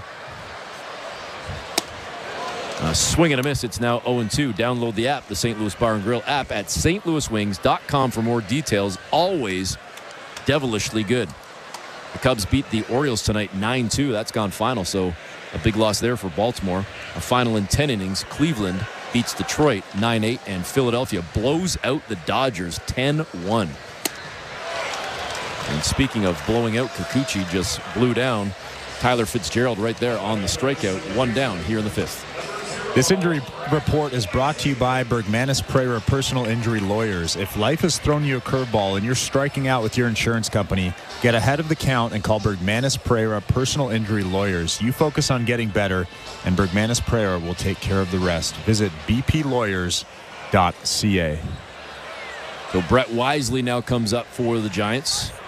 And Pete Walker wants to come out and have a word with Yusei Kikuchi, which gives us time to check out the injury report. We can take a look at Jimmy Garcia, who is going to pitch on Wednesday for the Buffalo Bisons. He was actually scheduled to throw in AAA on Tuesday, which is today, but he had a stiff neck, so the Blue Jays chose to push him back a day. That's a little bit concerning that he had that stiff neck. But it's a good thing that he's actually going to pitch tomorrow, and I'm sure the Blue Jays bullpen is very excited that he's well on his way to coming back. And John Schneider also saying before the ball game that Isaiah Kiner-Falefa with that left knee sprain is beginning light baseball activity today. So that's maybe some positive news on the Blue Jay front when we talk about the injury report. Thanks for that, Chris. As again, there's 1 out here in the bottom of the 5th with runners on the corners. And the number 9 hitter, Brett Wisely, the left-handed hitting second baseman, had a base hit in his first at-bat. And he shows bunt, pulls it back. It's a 1-0 count. And just a quick note on Jimmy Garcia. He could rejoin the Blue Jays for the series in Arizona. That's before the All-Star break. Yeah, 3 in San Fran. tonight, tomorrow, and then Thursday afternoon before heading to Arizona for Friday, Saturday, Sunday leading into that All-Star break. The 1-0 pitch to Wisely is a strike. Kind of an excuse-me swing from Wisely, who was fooled on that slider from Kikuchi. It's now 1-1. This has got to be a tough at-bat for Wisely, a left-handed hitter against Yusei Kikuchi, who has such good stuff. Shows bunt again, pulls back. That went outside. It's 2-1. Kikuchi charging in after that pitch.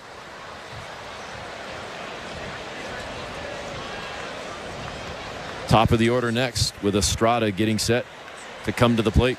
And then, of course, the big bat of Ramos, who has the solo shot in this game, the only run of this game. 1 out, bottom 5. Runners at first and third for the Giants. And now Kikuchi steps off the mound. Wisely steps out of the box. And we'll reset. Kikuchi has thrown 65 pitches. We're about an hour 10 into this ball game here in the bottom of the 5th. Kikuchi looking over at first. The delivery on the 2-1, that one way low on a fastball, and it's 3-1.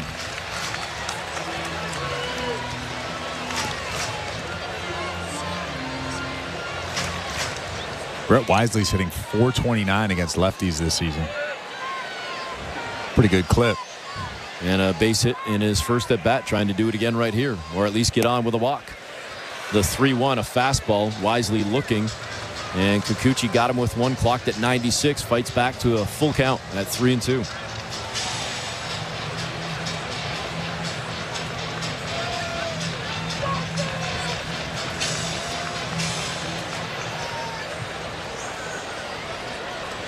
Blue Jays down 1-0.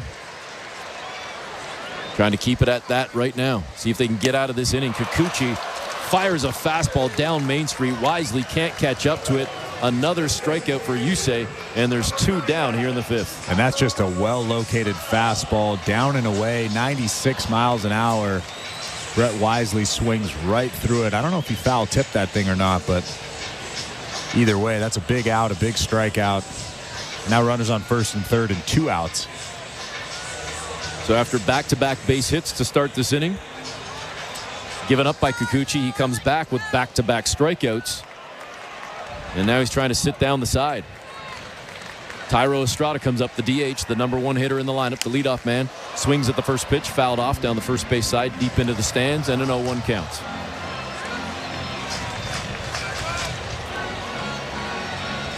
Patrick Bailey at third. Luis Matos on first. 1-0 Giants. Bottom of the 5th with 2 down. Kikuchi steps off the rubber, fakes the throw over to first. Of course, the crowd doesn't like it. And Kikuchi will step back on and get set. Why would they? They never do. Same with Toronto fans. Same with all fans around baseball.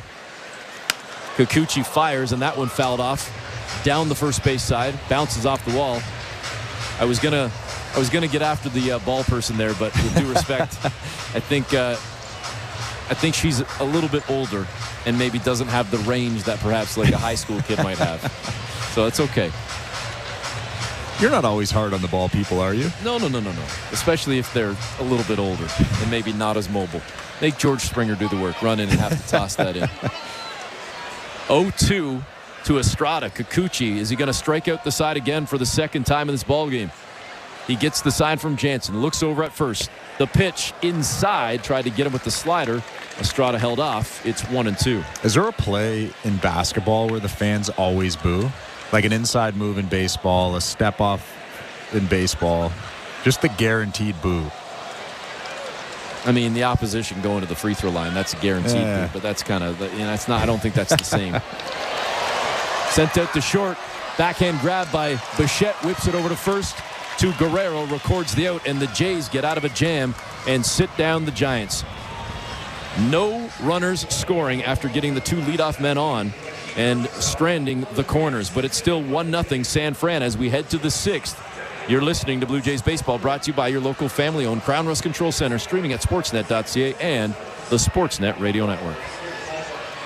At Crown Rust Control, protection runs deep because every Crown Rust Control Center is owned by a local family who cares beyond business. Your Crown Rust Control is 100% committed to their product, to you, to their community, which is your community. Protecting you and what matters to you is equally important as protecting your vehicle. Did you know your vehicle rusts faster in warm weather? Protect your vehicle today. For a special summer offer, find your local family-owned Crown Rust Control Center at crown.com. We're two men and a truck. So, you're moving to a new home, and all that's left to do is to call a mover you know you can trust. Well, naturally, you think two men and a truck, since you know they have lots of men and lots of trucks. They'll wrap, pack, and move everything you own. With a 96% referral rating and the professionalism you can trust, the choice is simple. For a free in-home estimate, call today. We're two men and a truck. Two men and a truck, the movers who care. I am by your side. Got a heart so big, on this you can rely. No mountains too tall for the strong boots to climb. I am by your side. That was Desjardins Insurance, playing insurance with a heart so big it shows. Tune in for your auto and home coverage at desjardins.com/heart. This is Toronto Blue Jays baseball. Roddy rocks the ball to left field. The Blue Jays have gone back-to-back. On Sportsnet 590 The Fan and the Sportsnet Radio Network. Welcome back. Sixth inning is brought to you by Desjardins Financial Group. Desjardins is a big fan of small biz. That's why they awarded another $3 million to small business owners across the country. See how Desjardins cheered on small biz this year at goodsparkgrants.ca. Randy Rodriguez into the ballgame for the Giants, replacing Blake Snell. And the right-handed flamethrower comes in with a fastball at 97 inside. Springer dances out of the way. And a 1-0 count. Top of the order for the Jays, as I just said, George Springer leading things off. Rodriguez with pitch number 2, another fastball, and it's sent down to third, picked up by Chapman, throws over first, and gets Springer, and there's a quick 1-out. The 24-year-old Rodriguez is 2-1 this season with a 4.33 ERA in 23 games. He actually started a game. I don't know if that was an opener, but he has started a game this season. 37 strikeouts in 35 1/3 innings. This brings up Bo Bichette. Struck out in his first at-bat, grounded out softly to short in his second. See if he can get something going right here. Try and get on for Vladdy. Fastball at 99 down Main Street. Good for a strike. Bichette down 0-1. Eric Smith and Chris LaRue in the Timber Mart broadcast booth here in the top of the sixth inning. 1-0 San Francisco. Rodriguez with the pitch. That one a slider, fouled off by Bichette, and a quick 0-2 count.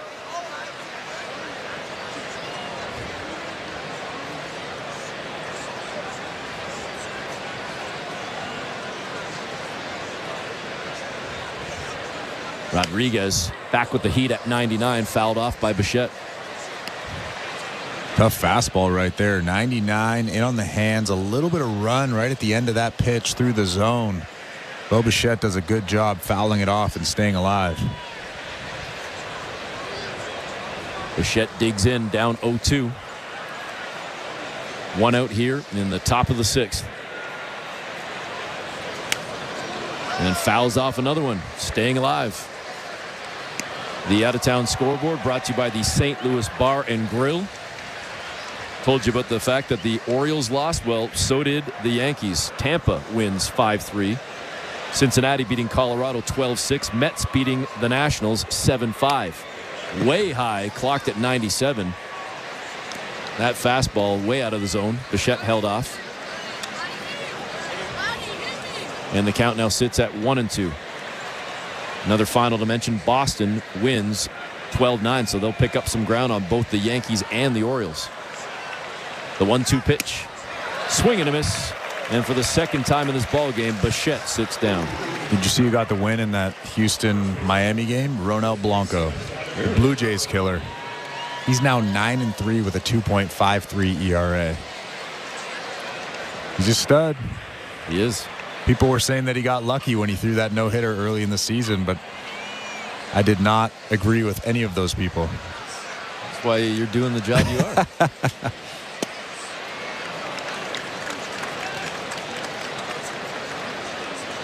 Vladimir Guerrero Jr. comes up. First pitch is a strike on a slider.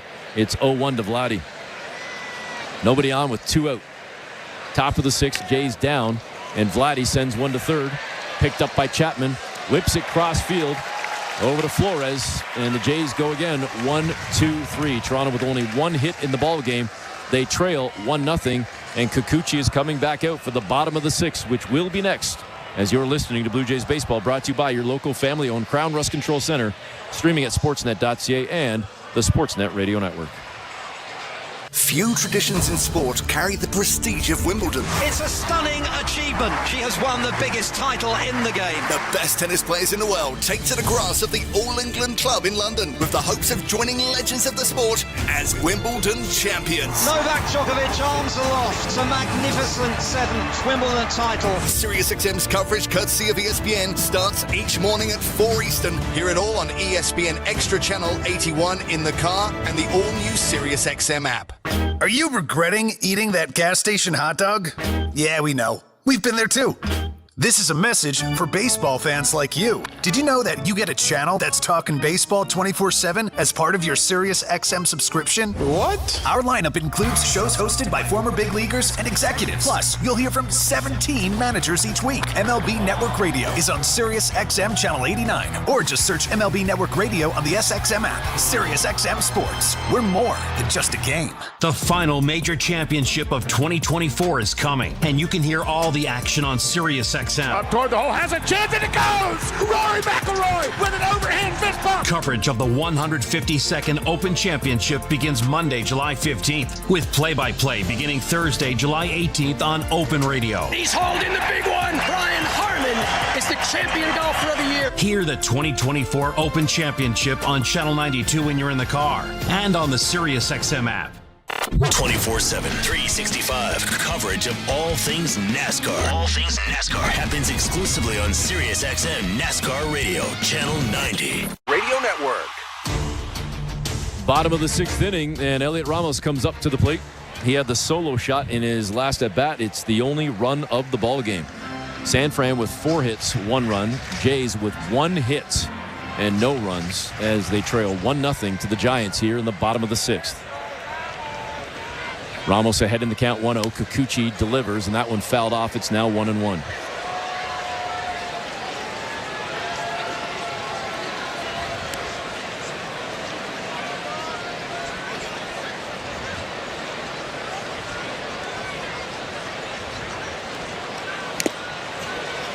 And a swing, and not a miss. He did get a piece of that. Fouled off down into the dirt. As now Malachi Moore, the home plate umpire, kind of takes a trot towards Kikuchi, throws him a new ball. And Ramos down in the count, 1-2. Well, he was also down in the count on that home run he hit in his previous at-bat. He was down in the count 0-2, and Yusei Kikuchi threw a fastball right down the middle. And Elliot Ramos hit that thing over the fence in center field. Let's not do that again. The 1-2 pitch. Swing and a miss. Ramos sits down. Kikuchi has been dealing strikeouts all night. He just hasn't had a whole lot of help from the Blue Jay bats thus far. 1 out here in the 6th. Well, that was nasty right there. A changeup that looked like a fastball out of the hands. And I've said that a million times this season. The most important thing when throwing a changeup is make it look like a fastball. Arm speed has to be fastball arm speed. And that one right there was perfect. That brings up Michael Conforto, the left fielder, left-handed hitting left fielder. Takes the first pitch on a strike. That fastball good at just under 97 miles an hour. It's an 0-1 count. 10 homers, 35 runs batted in for Conforto this season. And the second pitch down in the dirt on a curveball. It's 1-1. Chris LaRue, Eric Smith in the Timber Mart broadcast booth on a Tuesday night with the Jays down 1-0. And this one sent out to right field on a line. Charging in, making the grab is George Springer. Conforto sits down. There's 2 out as Matt Chapman will come to the plate.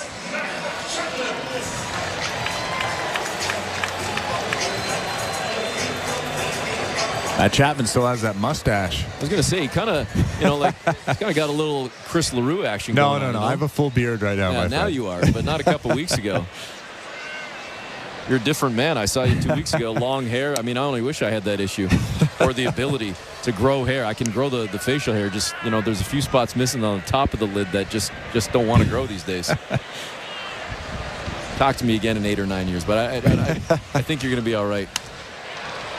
I haven't met your dad, but thick head of hair. You must get it from somewhere. He has a thick head of hair. He's 70 years old. He has probably 25 gray hairs and a thick head, so he's good.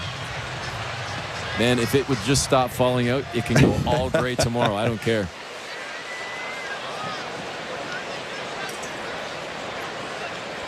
The 0-2 to Chapman, and he got caught looking at that one, no doubt about it. The punch out for Kikuchi. Man, he is reeling and dealing right now, but can he get some help from the bats? The Jays are down 1-0. We'll see if they can get something going here in the 7th. Up next, you're listening to Blue Jays Baseball, brought to you by your local family-owned Crown Rust Control Center, streaming at sportsnet.ca and the Sportsnet Radio Network. Timber Mart is Canada's building center, a solid neighbor to call upon when you've got a job to do.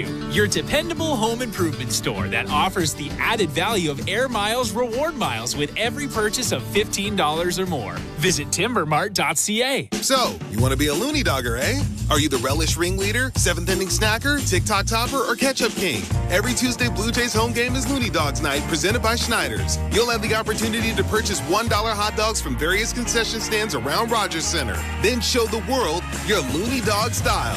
Because whether you're the home run hound or value virtuoso, no Blue Jays game is complete without hot dogs. So don't miss out on this delicious deal. Looney Dogs Night, presented by Schneider's. For tickets, visit BlueJays.com. We're 2 men and a truck. So, you're moving to a new home, and all that's left to do is to call a mover you know you can trust. Well, naturally, you think 2 men and a truck, since you know they have lots of men and lots of trucks. They'll wrap, pack, and move everything you own. With a 96% referral rating and the professionalism you can trust, the choice is simple. For a free in-home estimate, call today. We're 2 men and a truck. 2 men and a truck, the movers who care. Timber Mart always has plans to help you with your plans. Your home, your cottage, your garage, whatever needs your attention first, check the most visited spot on our website for ready-to-order plans to get the job done with Canada's Building Center. Visit timbermart.ca. Hey, this is Kevin Gosman. You're listening to Toronto Blue Jays Baseball on the Sportsnet Radio Network.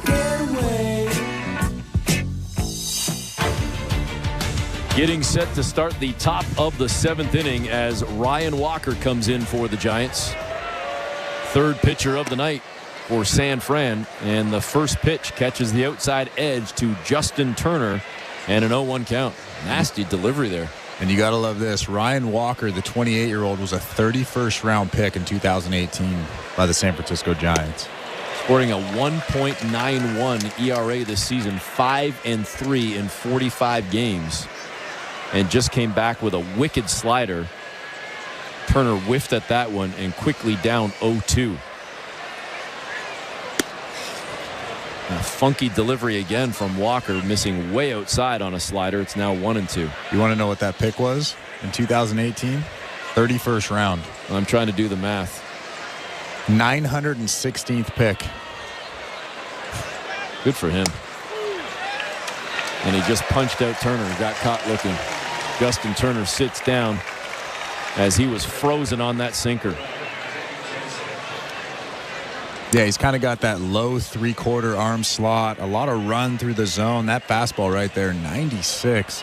That's so hard to hit, especially when that guy's low 3/4 like that. Danny Jansen steps in now. And he offers at that first pitch. No, they say he held back. Held back on the slider that was outside. Ahead in the count now 1-0. Jansen has walked in both of his appearances tonight. And that one outside, it's 2-0 as we take a look at the out-of-town scoreboard. Brought to you by St. Louis Bar and Grill. Gave you a bunch of the finals. We'll give you some of the action that is ongoing right now outside of this ball game. Next pitch, the 2-0, catching the outside edge. It's 2-1. The Angels and Rangers tied 4-4 in the top of the 7th, bottom of the 6th. Mariners leading the Padres 5-0, bottom of the 5th. It's the Braves on top of the Diamondbacks 2-0. Jansen just looked at another ball. That one high in the zone on the slider. It's 3-1, and could Jansen earn a third walk in this ball game? We shall see. The 3-1 delivery is outside, and Jansen does it again as he gets on. So the Jays have had only one base hit in this ball game, but they've had a number of base runners. Jansen's been on all 3 times. They had Clement on, who reached on an error. They've had guys out there, but they just haven't been able to manufacture any runs. Down 1-0 in the top of the 7th.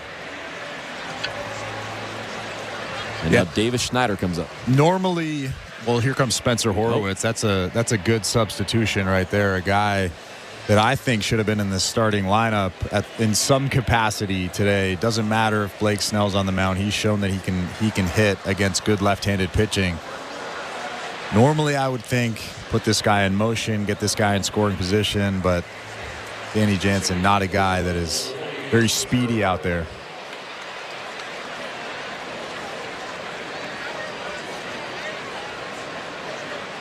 So Horwitz comes in for Davis Schneider. And the first pitch to Spencer Horwitz is in for a strike. The slider is good. It's 0-1.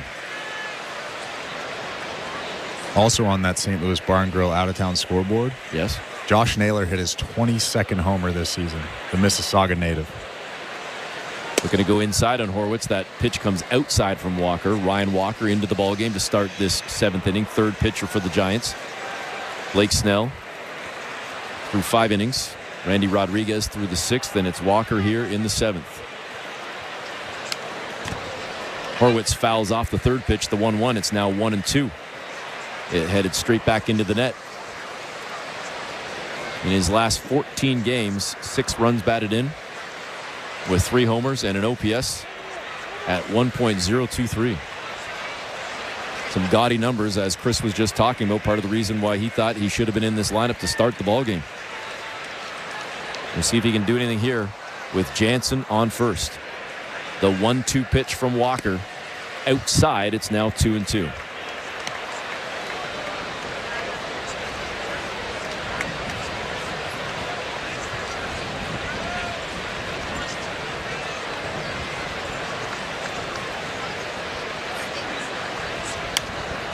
And again on the 2-2, coming back with that slider. This one fouled off by Horwitz down the left field side. Will do it again at 2-2. And again, he's about to see his 6th pitch of the at-bat. That's basically what he does every time he steps in that box. He's 4, 5, 6, 7, even 12 pitches. Inside. The sinker at 96. Spencer held off on that one. He's battled back to a full count. 1 down here in the top of the 7th with a man on first. And they nearly got Jansen leaning. He kind of did lean towards second and then quickly dove back into the bag and got back in safely just ahead of the tag. I wouldn't mind putting him in motion right now. You have a guy at the plate who makes contact. Well, and he just made contact and sent one deep to center field, and it's going to make it to the wall. Ramos looked like he didn't really have a beat on that, tried for an underhanded grab, and it bounced off the track, off the wall. Horwitz ends up at second, Jansen at third, as Danny couldn't really go first to home because he thought that ball might have been caught as well. Well, it definitely looked like Elliot Ramos was going to catch that baseball. That was really awkward out there. Kind of turned his glove over and tried to make an underhand grab on that baseball that was over his right shoulder. That was strange.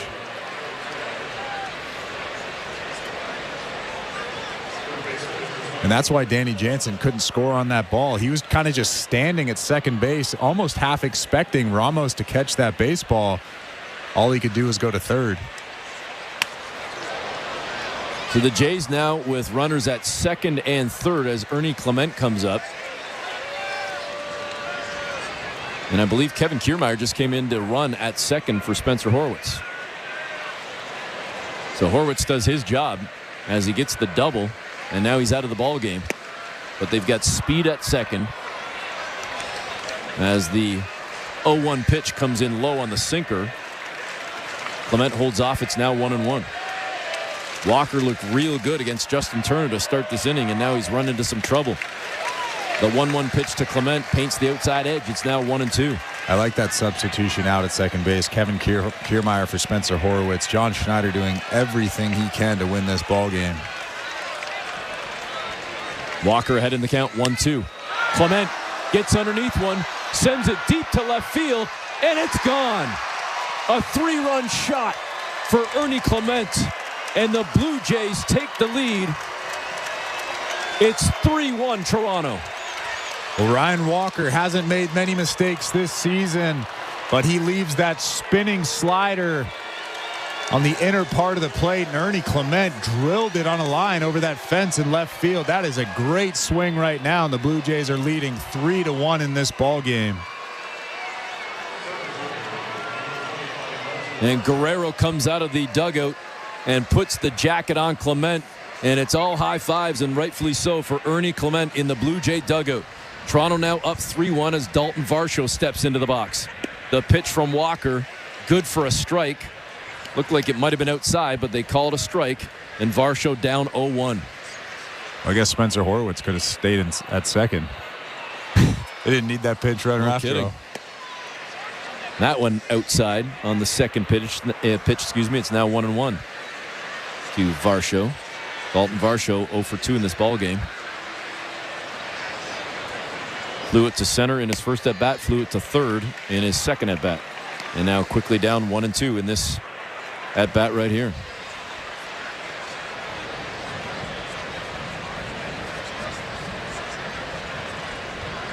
Varsho, the lefty, rips one out to second base. Nice backhanded grab out at second by Wisely. Turns, fires to first, and records the out. That was a hard hit ball from Varsho, but he's thrown out at first. Yeah, that was almost a look what I found type of play. A backhand stab. See Dalton Varsho staring up at the sky, probably wondering what he has to do to get a base hit. That was a great play from Brett Wisely at second base. So on the 3-run shot moments ago from Ernie Clement, the Jays leading 3-1. But there's now 2 down here in the 7th inning. Leo Jimenez at the plate, 0 for 1 in the ballgame, walked back in the 3rd inning. Struck out looking in his last at bat. And the 1-0 pitch comes in, and he checked his swing, but it hit his bat, fouled off down the first base side. It's 1-1.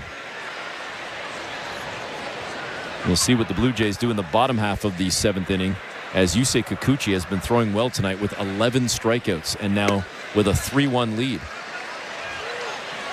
Next pitch, Leo holds off. It's now 2-1. Yusei's only at 82 pitches. I would imagine he stays in this ball game, but you never know. The 2-1 caught the upper edge of the zone on a sinker at 95. It's now 2-2. 11 strikeouts, only 82 pitches. That's pretty good. That's real good. And speaking of strikeouts, Walker just punched out Jimenez, who gets caught looking for the 2nd straight at bat. But the Blue Jays get 3 on a 3-run shot from Ernie Clement. They lead 3-1 heading to the bottom of the 7th. You're listening to Blue Jays Baseball, brought to you by your local family-owned Crown Rust Control Center, streaming at sportsnet.ca and the Sportsnet Radio Network. Hi, I'm Buck Martinez, live from the showdown between Pizza and inflation. First to the plate, Pizza's big hitter, fixed rate pizza. An extra large 4-topping pizza for a fixed price of $17.99 until the end of 2024. I dare say, folks, inflation stands no chance against this all-star. Here's the delivery. And inflation strikes out. That's a swing and a drive for fixed rate pizza. Lock in yours today. Order pizza.ca. At Crown Rust Control Center, protection runs deep because every Crown Rust Control Center is owned by a local family who cares beyond business. Your Crown Rust Control Center is 100% committed to their product, to you, to their community, which is your community. Protecting you and what matters to you is equally important as protecting your vehicle. Did you know your vehicle rusts faster in warm weather? Protect your vehicle today. For a special summer offer, find your local family-owned Crown Rust Control Center at crown.com.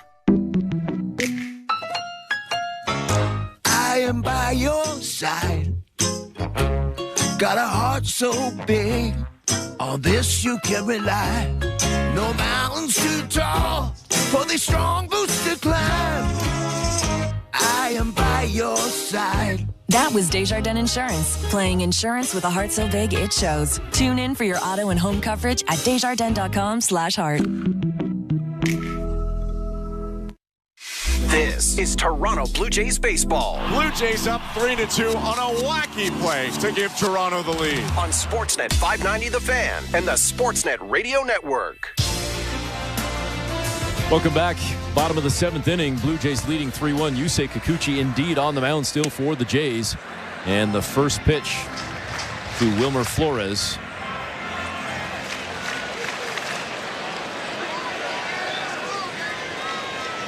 Is outside. It's 1-0. Kevin Kiermaier now in center. Dalton Varsho out in left. And the next pitch down in the dirt and a quick 2-0 count. Kikuchi with 11 strikeouts in the ballgame. As Chris noted, last inning had thrown only 82 pitches, now at 84. Certainly doesn't want to allow this first batter of the inning to get on. Second to check that third pitch to Flores, fouled off by Flores. And it looked like it was going to be out of play. And at the last moment, Danny Jansen realized that the wind was bringing it back in.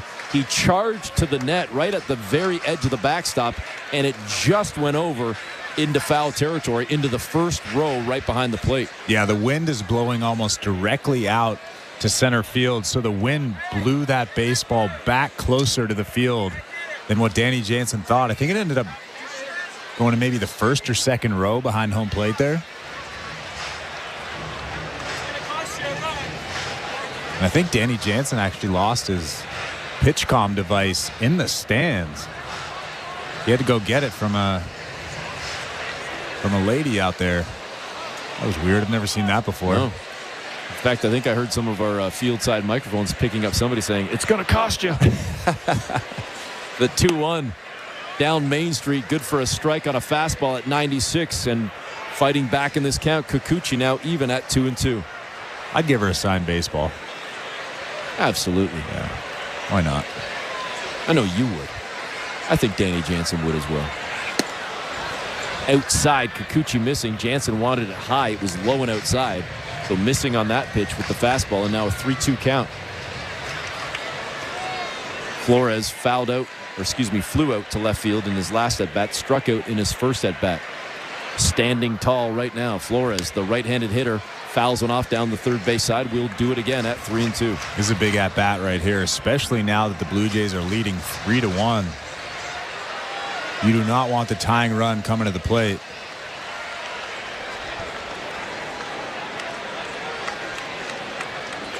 Kikuchi. It's sent into center. Shallow, charging in. And like the Bermuda Triangle, it's in between three Blue Jay defenders. And a seeing-eye bloop puts Flores on base to start this 7th inning. That was perfectly placed. You could see Kevin Kiermaier and George Springer thinking about diving, but neither one of them would have had any chance, even if they did dive. Landed right in front of both of them. That was probably the most well-placed ball I've seen in a while. So this brings up Patrick Bailey, the right-handed hitting catcher. Takes a first pitch for a strike. Fastball at 95 and an 0-1 count. 1 for 2 in the ball game, Bailey. 271 on the season. He does have some power. 5 home runs on the season. With a man on first, the pitch from Kikuchi fouled off by Bailey and a quick 0-2 count.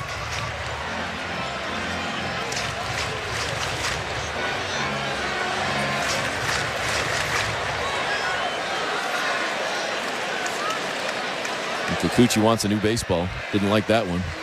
Tosses it aside. Steps onto the rubber. Quick look over at first to Flores. And now he comes set.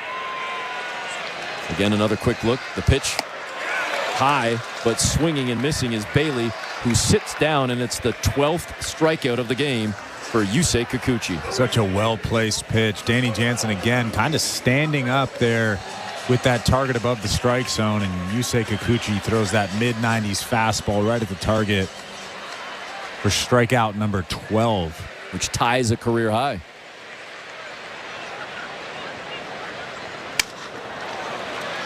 And this one is sent down to third, picked up by Clement, whips it over to second, over to first to Vladdy, and the Jays turn the double play as Matos came up swinging at the first pitch. Luis Matos grounds into that double play. The Jays get out of it, and they hold on to that 3-1 lead as we head to the 8th inning. You're listening to Blue Jays Baseball, brought to you by your local family-owned Crown Rust Control Center, streaming at sportsnet.ca and the Sportsnet Radio Network. It's fantasy football season, because we say it is. Travis Kelce, touchdown! From fantasy football strategies to players you need to draft or avoid. Christian McCaffrey is one of the riskiest #1 overall picks in fantasy football history. Fantasy Sports Radio is your home to win. There is no bigger value today than Dak Prescott. If you're not preparing for the 2024 fantasy football season, you're already losing. Channel 87 and on the all-new Sirius XM app. This is Bob Kendrick, president of the Negro Leagues Baseball Museum and host of the Sirius XM original podcast, Black Diamonds. Hear stories about the legends of the Negro Leagues and conversations with the all-time greats they've influenced, like 5-time World Series champion Derek Jeter. I don't care what race you are. You need to know your past. This is U.S. history. It's not just baseball history. Hear over 70 episodes of the award-winning Black Diamonds podcast, available now on the Sirius XM app or wherever you get your podcasts. Fantasy Sports Radio is helping you win your fantasy leagues right now on Channel 87. Aaron Judge drills a 3-run home run. From in-season fantasy baseball management to helping you prepare for your fantasy football drafts, Fantasy Sports Radio is here to help you dominate. Don't ever take a player that you don't intend to keep all year. Don't do it. It's terrible management. Fantasy Sports Radio, your home for fantasy sports. Channel 87 and on the all-new Sirius XM app. The Blue Jays are in flight, leading 3-0. Blue Jays fans, this is Ross Atkins, and you're listening to Blue Jays Baseball on Sirius XM. The Sportsnet Radio Network. Welcome back. Getting set to start the 8th inning. Blue Jays leading the Giants 3-1. George Springer to start things off. Luke Jackson into the ballgame now for San Francisco. The right-handed relief pitcher. 6.11 ERA on the season in 30 games. And came back on the 1-0 with a curveball fouled off by George. It's now 1-1. The out-of-town scoreboard brought to you by St. Louis Bar and Grill. Bottom of the 7th, 4-4, Texas and LA. Top of the 6th, Braves still leading Arizona 5-0. Jays will see the Diamondbacks in their next series. They've got the Giants again tomorrow, then a Thursday afternoon game before 3 in Arizona on Friday, Saturday, Sunday. The 2-1 to Springer. It's hit down to third, picked up on a couple of bounces by Chapman, whips it over to first to Flores to get Springer. There's one down. And also on that St. Louis Bar and Grill out-of-town scoreboard, the Seattle Mariners are now leading 7-1. Logan Gilbert has gone 6 1/3, giving up 2 hits, only 1 earned run. I think he's the best guy in that rotation. The Blue Jays just missed him, luckily. Jays taking 2 of 3 against Seattle and now trying to keep the momentum going here in San Fran. It wasn't looking good about 10 minutes ago, down 1-0, but Ernie Clement with a 3-run shot has Toronto leading now 3-1 here in the top of the 8th. Bo Bichette ahead in the count, 1-0, now 2-0 as Luke Jackson misses outside on a slider. It's now 2-0 to Bichette. Bo 0 for 3 tonight, looking for a base hit right here or more. Heck, he'll take the walk if he can get it. He's now ahead in the count, 3-0.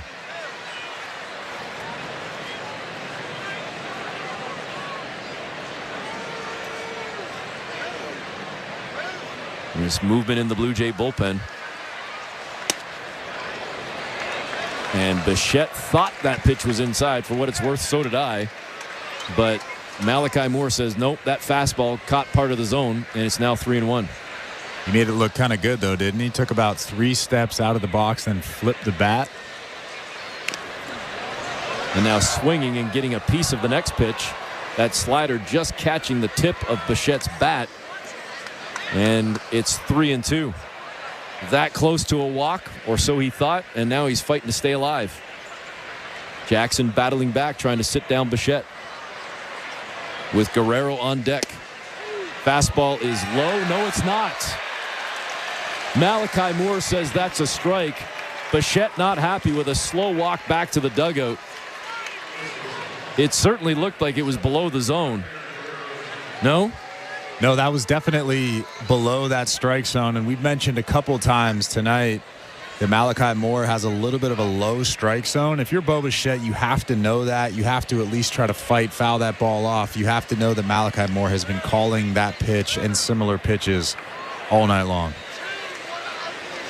So this brings up Vladimir Guerrero Jr. 0 for 3 tonight as well. Vladdy has flown out and grounded out twice. He swings at the first pitch, rips one out to left field, and just in front of the track, making the grab, is Conforto, who gets the out, and the Jays go 1-2-3. We head to the bottom of the 8th. Jays leading 3-1. You're listening to Blue Jays Baseball, brought to you by your local family-owned Crown Rust Control Center, streaming at sportsnet.ca and the Sportsnet Radio Network. We're 2 men in a truck, the movers who care. You never know when cardiac arrest can happen. That's why each and every one of our trucks carries a life-saving Mikey defibrillator as part of our Mikey on Board program. Whether we're on the highway or in front of your house, we're prepared to help anyone whose heart may skip a beat. The Mikey Network has saved many lives, making Mikeys accessible to the public. And now they're on board our trucks. We're 2 men in a truck. 2 men and a truck, the movers who care. If you're looking for a fun day, did you know the day before Monday? Junior J Sunday. You can paint your face, come and meet Ace and run base to base. On Junior J Sunday. So many things to do. You could bring your crew and even mom and dad too. Junior J Sunday. Sundays are for Junior Jays. Get to the ballpark early to enjoy outdoor activities before continuing the fun inside while you cheer on the Blue Jays. If you're feeling the song, grab your dad or mom, visit BlueJays.com. Junior J Sunday.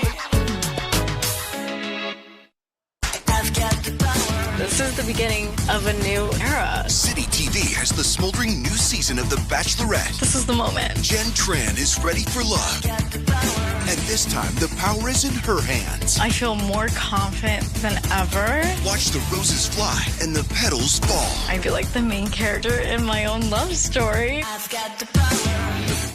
The Bachelorette, all new Mondays 8/7 Central on City TV, or stream it on City TV Plus. Hey, this is Bo Bichette. You're listening to Toronto Blue Jays Baseball on the Sportsnet Radio Network. Bottom of the 8th inning, and the Blue Jays lead the Giants 3-1, and Yusei Kikuchi still on the bump. Why not? Under 100 pitches, that his 93rd. As he came just a little bit inside to Tyler Fitzgerald, it's a 1-0 count. The right-handed hitting shortstop stares in at Kikuchi, who delivers. And this one is sent on a ride. Out to left field. Leaping on the wall is Varsho, and he can't get to it. He was right there, but it's a solo shot to start the 8th. And the Giants are within 1.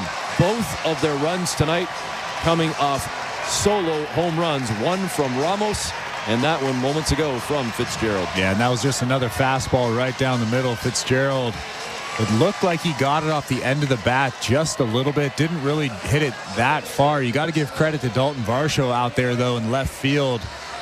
Jumped over the fence and missed that baseball by at least 3 or 4 inches, it looked like. That was a very good attempt from Dalton Varsho out there. And this brings up the number 9 hitter, Brett Wisely. Fitzgerald struck out looking in his first at-bat, struck out swinging in his second at-bat, and then launched that one on a moonshot to left field moments ago. 3-2 now. The Blue Jay lead has been cut to 1. Wisely ahead in the count, 1-0. Kikuchi back with the next pitch outside and low on the fastball. It's 2-0. Nate Pearson's warming up in that Blue Jays bullpen out there. The 2-0 is fouled off by Wisely. This copyrighted broadcast is presented by authority of Rogers Blue Jays Baseball Partnership and may not be reproduced or retransmitted in any form. And the accounts and descriptions of this game may not be disseminated without the express written consent of Rogers Blue Jays Baseball Partnership or the Sportsnet Radio Network. The 2-1 looked low, but as has been the case all night, Malachi Moore says that's a strike. Take it and run if you're a Blue Jay fan. It's 2-2. Yeah, Brett Wisely didn't like that call either. That was actually a good pitch. Not really that far below that strike zone, but like I said when Bo Bichette was up, you know that he's been calling that all night. You have to accept it at this point. The 2-2 pitch. Swing and a miss. Wisely sits down. The 13th strikeout for Kikuchi is a new career high. He's been nasty. I mean, there's really nothing you could say. 13 strikeouts. He's given up 2 runs, but those were really his only 2 bad pitches of the night. You could see him. John Schneider's coming out to get the ball from him. A big smile on his face walking off the field. So Kikuchi's night is done. He leaves with a 3-2 lead. We'll go to the top of the order after this pitching change, which will allow us to go back to baseball control with Show Ali. Thank you very much, Eric. Before we get over to the out-of-town scoreboard brought to you by St. Louis Bar and Grill, a reminder that we do have Jays Talk this evening. I have the post-game show solo tonight. I'll throw out the numbers for you to call once this game's in the books. You can text me anytime at 590-590. Name and location, please. The People's Text line always open. You can send those texts in starting now if you like it. 590-590. All right, let's check the out-of-town scoreboard brought to you by St. Louis Bar and Grill. As Eric and Chris spoke about earlier, Canada's run at the Copa America tournament officially over after a 2-0 loss to Argentina, their first outing at the tournament and a berth in the semis, probably more than anyone expected, but it does mean that their run is done. Argentina will move on to the final. They will play the winner of Colombia-Uruguay, which is tomorrow night. It does also mean Canada will be in the third place match, which goes Saturday night at 8 p.m. Eastern, 5 Pacific. So still some soccer left to be played. The Euros continuing as well, just a few more matches there. Today, Spain beating France 2-1. They will play for a record 4th European Championship. They will play the winner of either England-Netherlands, which goes tomorrow afternoon, 3 Eastern. The Euros final will go on Sunday. And some scores from around Major League Baseball. The Rays beat the Yankees 5-3. Randy Arozarena with an RBI double. Isaac Paredes with a 3-run shot a few minutes after that. Yankees rookie Ben Rice did club his 5th homer of the year in the loss, a 2-run shot. That is as close as the Yankees would get. And the Cubs stumping the Orioles 9-2. Michael Busch and Ian Happ both crushing home runs. Happ's was a 3-run bomb that landed on Utah Street outside of Camden Yards. He's just the second Cub to ever do that in that ballpark. Blue Jays baseball is brought to you by Crown Rust Protection. Back to the action we go. Here's Eric Smith and Chris LaRue. Thanks very much, Show. Blue Jays leading 3-2 with Nate Pearson coming into the ballgame. A 4.79 ERA in 37 games this season. And the first pitch from Pearson is good for a strike, catching that outside edge to Thairo Estrada. 0 for 3 in the ballgame, Estrada.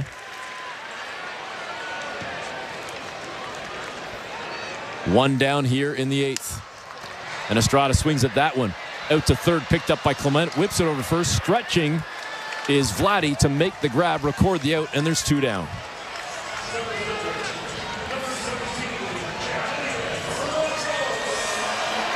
Elliot Ramos now comes up, and he's got one of the 2 runs tonight. The solo shot in the 4th inning opened the scoring in this ball game period.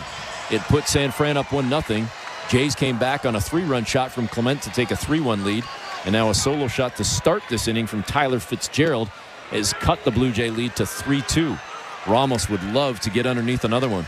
Yeah, I think that Nate Pearson is going to be careful with him. They're not going to pitch around him, but I don't think he's getting a fastball over the heart of the plate in this at-bat.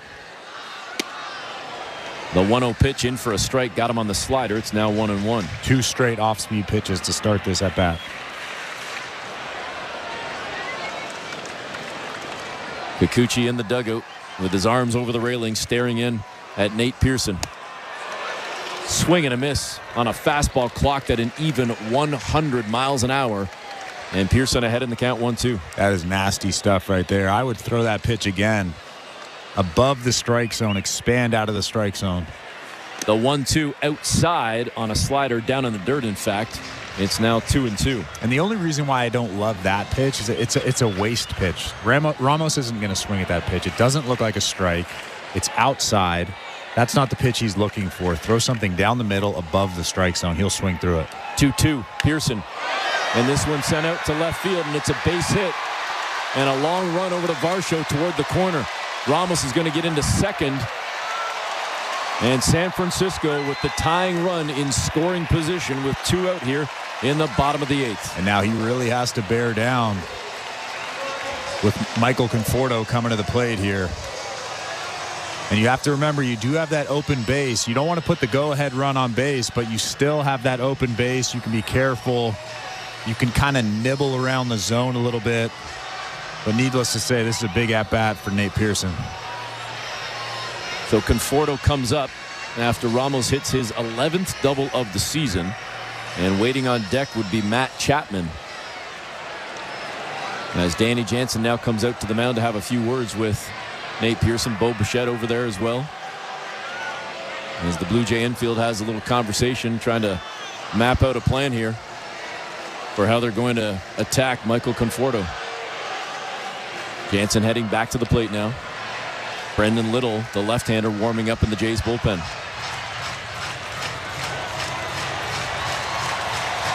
The crowd in San Francisco fired up right now.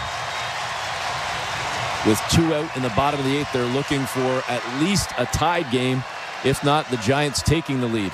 We'll see if the Jays can get out of this.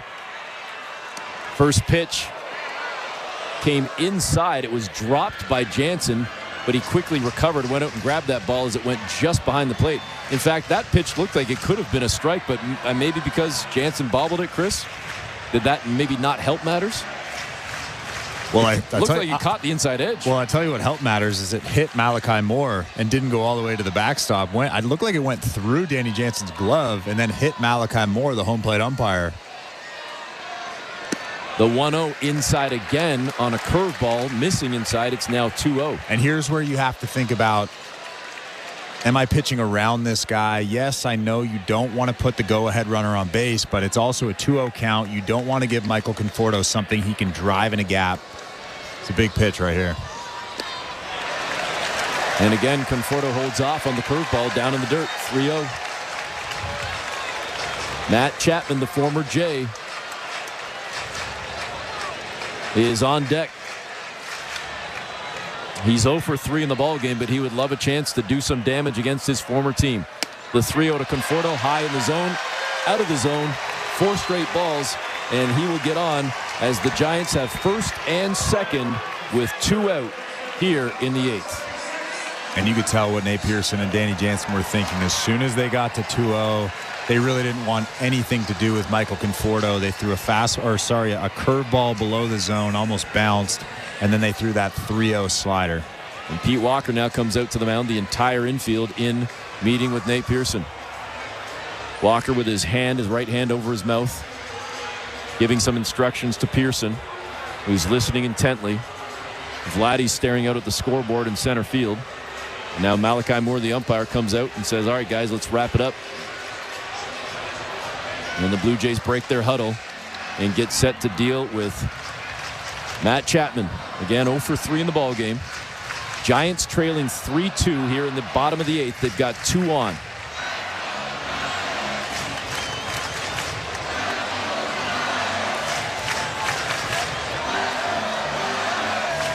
It's the first of 3 against the Giants. Toronto looking to keep their little win streak going after coming off wins in the last 2 in Seattle. The pitch from Pearson, missing the outside edge. He wanted that call, didn't get it. A fastball clocked at 99 and a 1-0 count to Chapman. Pearson looking out at second. The pitch down in the dirt, 2-0.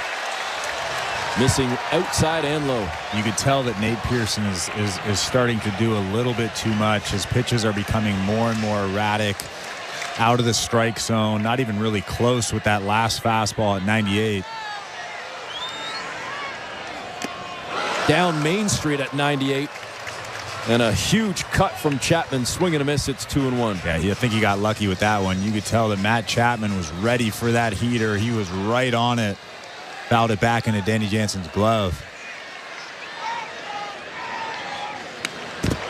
And that one painting the outside edge, fouled off by Chapman on another fastball, clocked at 98.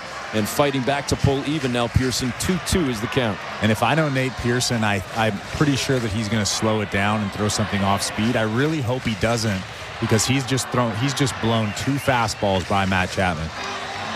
He's staring down Danny Jansen right now. Pearson gets the sign, steps on the rubber. Ramos with the lead at second. Pearson doesn't even look. Fires in a fastball high, fouled off by Chapman, clocked at 99, and Matt Chapman stays alive. That's the right pitch right there. Blue Jays leading 3-2, bottom of the 8th. 2 out, 2 on. And a 2-2 count. Pearson now checks out Ramos, turns, fires, and Chapman fouls off another one. This one was a slider as he stays alive. Come back with the heat here. I would throw a fastball at the top of the zone, but I don't think Nate Pearson trusts his fastball enough to do that. The 2-2 pitch down Main Street, fouled off. Clocked at 98. So that would have been the right pitch had it not been right down the middle. If that was at the top of that strike zone, Matt Chapman would have swung through it, probably maybe popped it up, but because it was at the bottom of the strike zone, the only thing Matt Chapman could do is foul it off right there. Again with the 2-2 pitch, Pearson checks out Ramos at second, fires, and a swing and a miss. Chapman sits down. A huge strikeout for Pearson to get out of the 8th, and the Jays still lead 3-2. Heading to the 9th, you're listening to Blue Jays Baseball, brought to you by your local family-owned Crown Rust Control Center, streaming at sportsnet.ca and the Sportsnet Radio Network. Some days, you're the main character. Other days, you're the villain. The Pop-Off, a channel of nothing but fierce ladies representing the next wave of pop stardom. Tyla, Chaperone, Sabrina Carpenter, and more.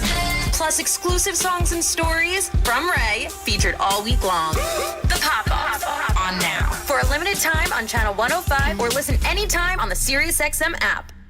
Every night after the final out, the Round Trip Roundup brings you the scores, highlights, and analysis from every game across Major League Baseball, all in less than 30 minutes. Swung on and missed, strike 3 and a no-hitter. It's the perfect way to get caught up on all the night's biggest home runs and best performances. And a high drive, deep right center. It's the Round Trip Roundup on MLB Network Radio, every night on SiriusXM Channel 89 and every morning on the SiriusXM app. The Busted Open podcast is now available on YouTube. This is Dave LaGreca, host of Busted Open, the #1 pro wrestling show on the planet. You can now watch and listen to the award-winning Busted Open podcast every single day on YouTube. Our best interviews, behind-the-scenes access, and some of our best content from the past. All available right now when you go to youtube.com/@BustedOpenPodcast. Subscribe right now. Hi, this is Ray Hudson, and for all the biggest matches from club soccer's holy grail, the UEFA Champions League, tune in to SiriusXM FC 157. Sportsnet Radio Network. Welcome back as we get set to start the 9th inning. Eric Miller will take to the mound for the Giants. As the Blue Jays lead 3-2, they would love to get at least one more, if not a couple more, add some insurance to this 3-2 lead. Miller with a 3.51 ERA in 42 games this season. The left-hander for the Giants will start things off against Justin Turner. Turner, of course, the right-handed hitter, takes a big cut at the first pitch and down 0-1. He's 0 for 3 in the ballgame. Eric Miller's a big dude, 6'5", 240 pounds. And Turner now fouls off the next pitch, quickly down 0-2. Make the WestJet flight deck your destination this summer at Rogers Center. Live entertainment, great food, drink options as well, stunning views at the ballpark from center field, and more. Get your tickets at bluejays.com/outfield district ticket.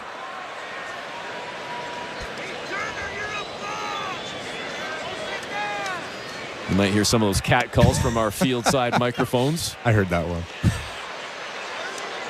It was clean, but I'm not going to repeat it anyway.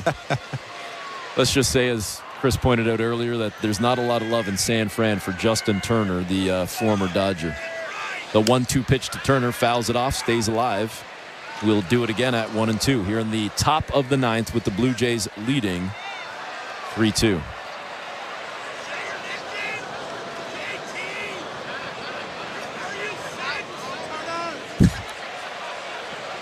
The 1-2 pitch, Turner fouls off another one.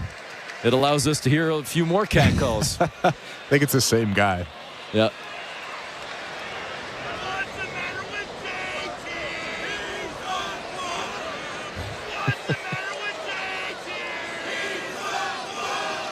Turner. Nice job on the patience there, holding off on the slider from Miller. And now fighting back to pull even at the count at 2-2. Danny Jansen on deck has walked in every at-bat in this ball game. The 2-2 to Turner fouls off another one. Quite the battle here from the lefty Miller and the right-handed hitting Justin Turner.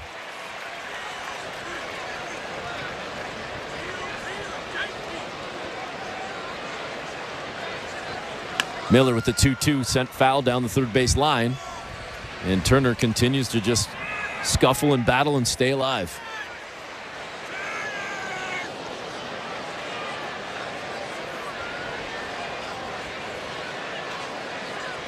Miller gets the sign, the 2-2 pitch. And again, Turner slaps at it, but this one sent into fair territory, but a weak one out to second base. Picked up by Wisely, an easy grab for him. There's one down here in the ninth.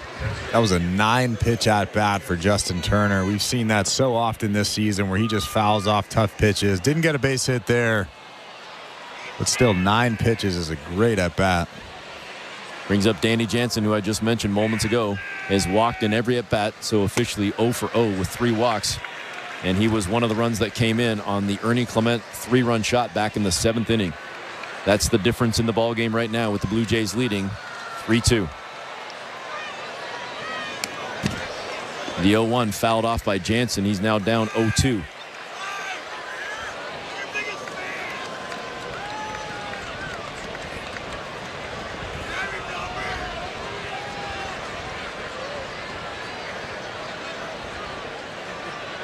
Jansen awaits the pitch. Miller with the kick and the delivery way high on a fastball clocked at 99. And Jansen still alive at 1-2.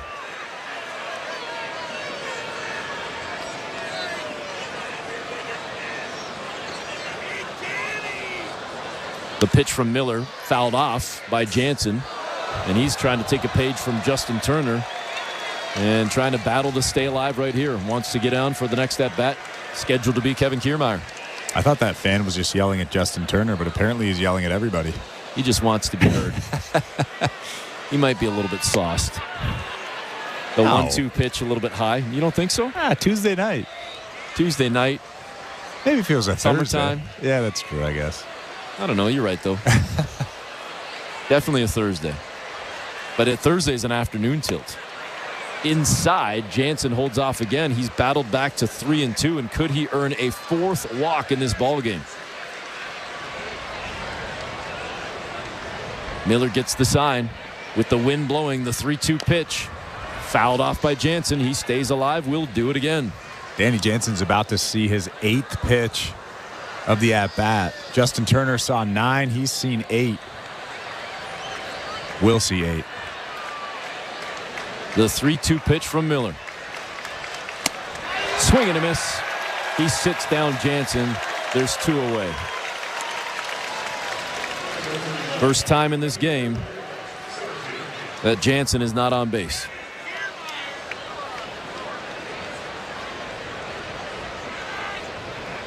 Eric Smith and Chris LaRue in the Timbermark broadcast booth here in the top of the ninth, with Kevin Kiermaier coming up. Lefty on lefty battle. First pitch outside. And Kiermaier ahead in the count 1-0. Well, Kevin Kiermaier struggled against lefties all season long. This will be a tough AB for him. That first fastball was 99 miles an hour on the outside part. Second pitch outside. Miller wanted the call. Didn't get it. It's 2-0. Kiermaier struggling in general, just batting 187 this season.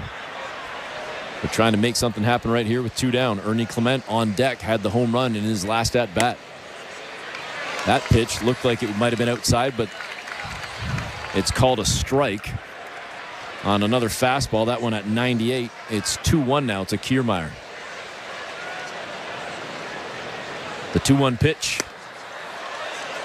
Same spot, but this one a ball. I think Malachi Moore wanted to call that one, but he knew it was just a little bit too far out. So now Kiermaier ahead in the count, 3-1. The delivery to Miller, or from Miller, excuse me, outside, and Kiermaier gets on. So Kevin Kiermaier trots down to first with the walk, and that brings up Ernie Clement, who had the big shot to left field on the 3-run homer in his last at bat back in the 7th inning. Check that, 6th inning. No, 7th inning. It's late. It is late. It's almost midnight Eastern. Clement looks at the first pitch, down in the dirt. The changeup, no good, 1-0. I'd also be surprised if Kevin Kiermaier doesn't try to steal this bag at some point during this at-bat, get in a scoring position with 2 outs. And Miller, no doubt aware of that. As Miller looks over to first, the leg kick, the delivery, that one good on a strike. Got him with the changeup, Clement. It's now 1-1. It'll be tough to string together a couple hits against Miller. He's only given up 28 hits this season in 41 innings. Miller fires to Clement. That one outside on the changeup. Clement held off with ease. That one way outside. It's 2-1. Blue Jays would love to tack on at least one more with a 3-2 lead here in the top of the 9th inning. Miller looking again over at first. Kiermaier not with a huge lead by any means. And a little check swing by Clement sent out to short. It's picked up by Fitzgerald, who throws out Clement at first, and that will do it for the Jays. So it will be up to the Blue Jay pitching staff to try and shut things down and hold on to this 3-2 lead and secure a victory. Bottom of the 9th is next. You're listening to Blue Jays Baseball, brought to you by your local family-owned Crown Rust Control Center, streaming at sportsnet.ca and the Sportsnet Radio Network. At Crown Rust Control, protection runs deep because every Crown Rust Control Center is owned by a local family who cares beyond business. Your Crown Rust Control is 100% committed to their product, to you, to their community, which is your community. Protecting you and what matters to you is equally important as protecting your vehicle. Did you know your vehicle rusts faster in warm weather? Protect your vehicle today. For a special summer offer, find your local family-owned Crown Rust Control Center at crown.com. Carnival is at the core of Toronto culture. Stand out in the crowd with your Blue Jays neon hat giveaway. The colors, the music, the heat, the vibes. I don't know who's having more fun, the players or the fans. Be at Rogers Center as the Blue Jays celebrate Caribbean Carnival and create core memories of summer in the city. Everybody's feeling good right now. Arrive early on Friday, July 26th and claim your Blue Jays neon hat. Blue Jays Caribbean Carnival. For tickets, visit bluejays.com. This is Toronto Blue Jays baseball. Marshall smashes the ball to right field. It's gone! On Sportsnet 590 The Fan and the Sportsnet Radio Network. Welcome back to Blue Jays Baseball. Show Ali with you at Baseball Control. Jays lead the Giants 3-2 as we head to the bottom of the 9th inning at Oracle Park in San Francisco. Don't forget, we do have Jays Talk this evening. I have a solo edition of the postgame show. I'll throw out the numbers for you to call. Once this game is in the books, you can text me anytime at 590-590. Name and location, please. The People's text line is always open, and it is open right now. Blue Jays Baseball is brought to you by Crown Rust Protection. Jays lead it 3-2 as we head to bottom 9. Here's Eric Smith and Chris LaRue. Thank you very much, Show, as Trevor Richards is into the ballgame for the Jays in 39 games this season, a 1-0 record with an ERA sitting at 3.06, and he's going to try and shut this thing down and earn his first save of the season in the process. That's what he's hoping to do. As the Blue Jays lead the Giants 3-2 here in the bottom of the 9th, and San Francisco will start things off with Wilmer Flores. 1 for 3 in the ballgame, singled in the 7th inning. And we'll see what he can do right here. First pitch swinging, sent to short, picked up by Bichette, throws over to first, and there is very quickly one down.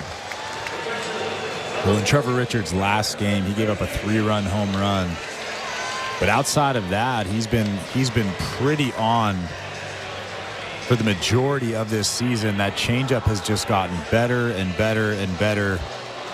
Almost like a split finger. It has that violent action downward.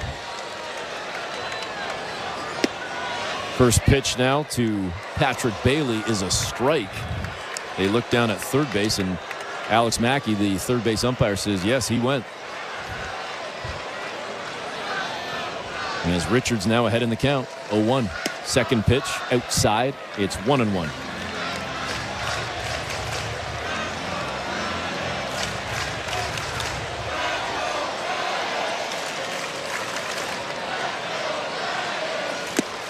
Swing and a miss on a nasty changeup from Richards.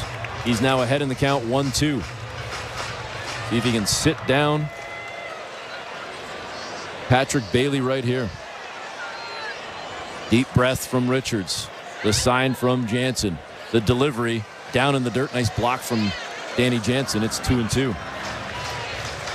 It looks like on deck is Mike Yastrzemski. He's got 7 homers this year, 28 RBIs.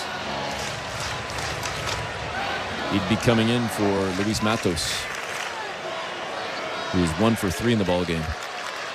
The 2-2 pitch to Bailey. And he slaps one down the third base line fair. So San Francisco has the tying run at first. And the winning run will step to the plate. Well, Ernie Clement, who's at third base, was shaded towards second base, almost where the shortstop would normally play. So that whole area over there on the third base side was completely wide open for an easy base hit. And as Chris just mentioned, it is indeed the case. Mike Yastrzemski comes into the ballgame batting .223 on the season, but 7 homers and 28 runs batted in 72 games. Yastrzemski with the tying run at first with 1 out. The pitch from Richards. Pretty good looking changeup, but it definitely dipped out of the zone. It's a ball. It's 1-0.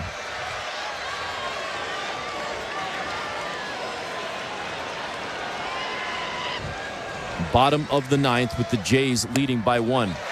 Next pitch way high on the heater. A fastball at 93 from Richards. It's 2-0.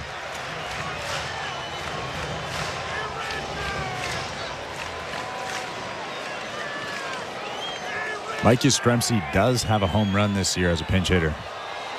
Well, thanks for that. And he might have got underneath one, but not enough, as it's plenty of room in center field for Kevin Kiermaier to get underneath it, record the out, and there's 2 down. Yeah, no, he didn't really said he got underneath it. No, he didn't even get that on the barrel. He got that off the end of the bat. That was a good changeup down in the zone. Mike Yastrzemski was way out in front of it. Just a weak fly ball out to Kevin Kiermaier in center field. That's why I didn't get excited. Not like I said, it was at the track. Well, you shouldn't get excited anyways. That's true. You know, there might be somebody listening in San Fran that says, man, I really love that Blue Jays broadcast.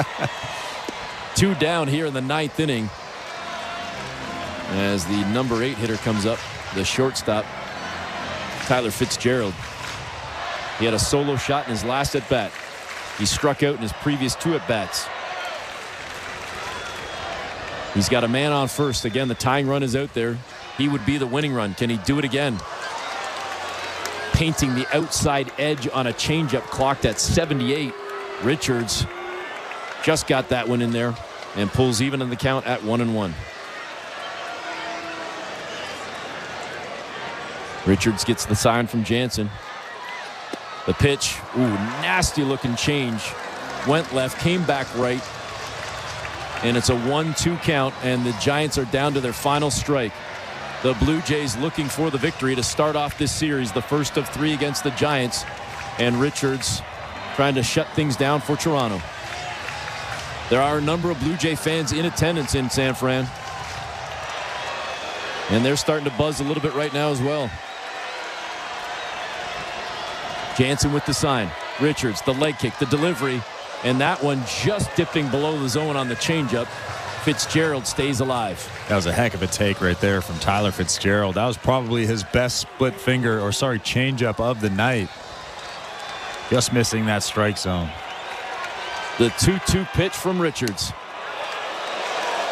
Missing outside on the heater at 94. And it's now a 3-2 count. You'd hate to see the tying run pushed to second. Can Richards get out of this and shut down this ball game? The 3-2 delivery fouled off down the third base line against the padding on that wall down the left field line. We'll do it again at 3-2. And understandably, with 2 out in the 3-2 count, Patrick Bailey was taking off. He's at first right now. No doubt he'll be running again right here on this pitch. The 3-2 delivery to Fitzgerald. The kick, the delivery, high, and it's a ball.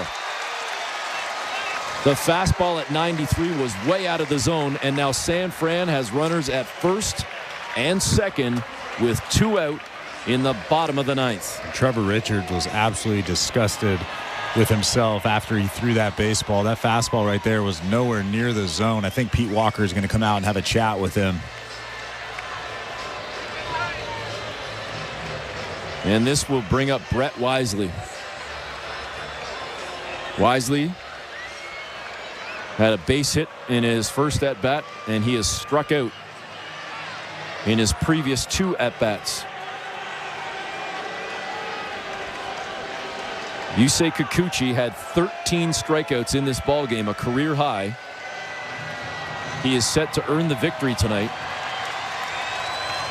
But it's turned into a nail-biter with the Jays leading 3-2. Richards trying to earn his first save of the season.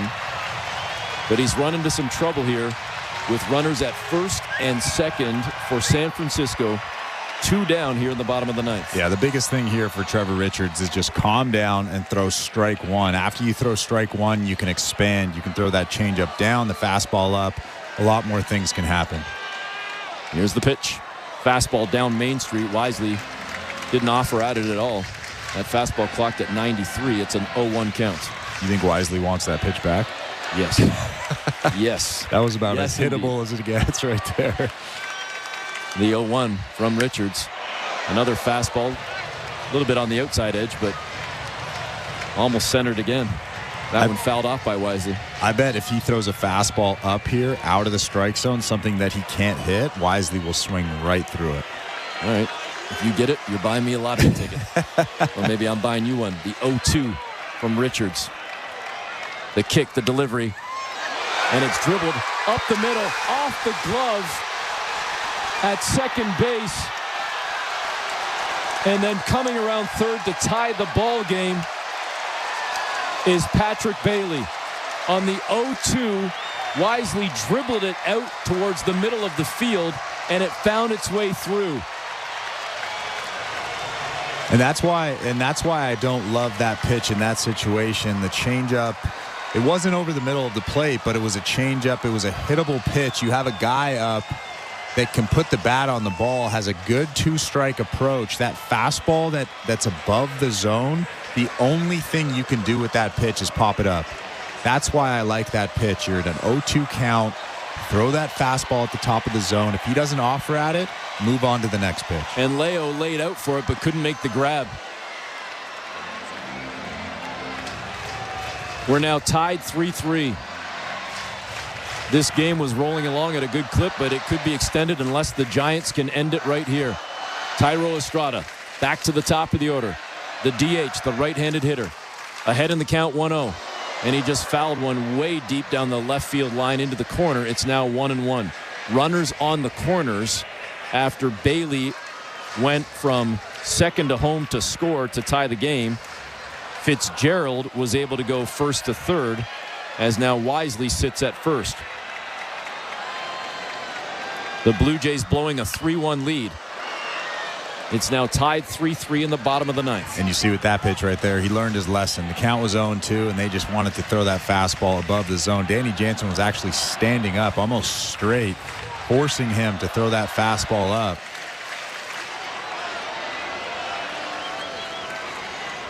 The 0-2, and Richards came inside on the changeup. Estrada held off. It's now 1-2. So after a magnificent night from Yusei Kikuchi, he will not earn the victory. After 13 strikeouts and a 3-1 lead, the Jays bullpen unable to shut things down. The 1-2 pitch, again down in the zone on a changeup. It's 2-2. The San Fran crowd starting to buzz a little bit more. Richards up to 26 pitches thrown now. Here in the bottom of the ninth. Estrada staring down Richards, who looks out at second as Wisely has moved up. And it's a ball that's in the dirt as it got away from Jansen. And the San Francisco Giants are going to win this ball game on a wild pitch. The Jays had a 3-1 lead, and they gave it up, and they lose 4-3 in the bottom of the ninth. What a disappointing way to end this ball game. Trevor Richards had a chance to strike out Wisely on that 0-2 pitch. He throws a changeup, a very hittable changeup, and Wisely bounces that ball up the middle. And I think that's going to be the thing that haunts Trevor Richards for the next day or so. That pitch that he could have struck him out on, and he didn't. He threw a very hittable changeup, and Wisely bounced that thing up the middle. And eventually, the San Francisco Giants would win this ball game 4-3. And Chris, you tell me if I'm wrong. You've been there, done that. Jansen was almost standing, like he was up in a crouch with his glove high in the zone, like he wanted the high fastball again. And that was a changeup in the dirt at 79. So that wasn't just location.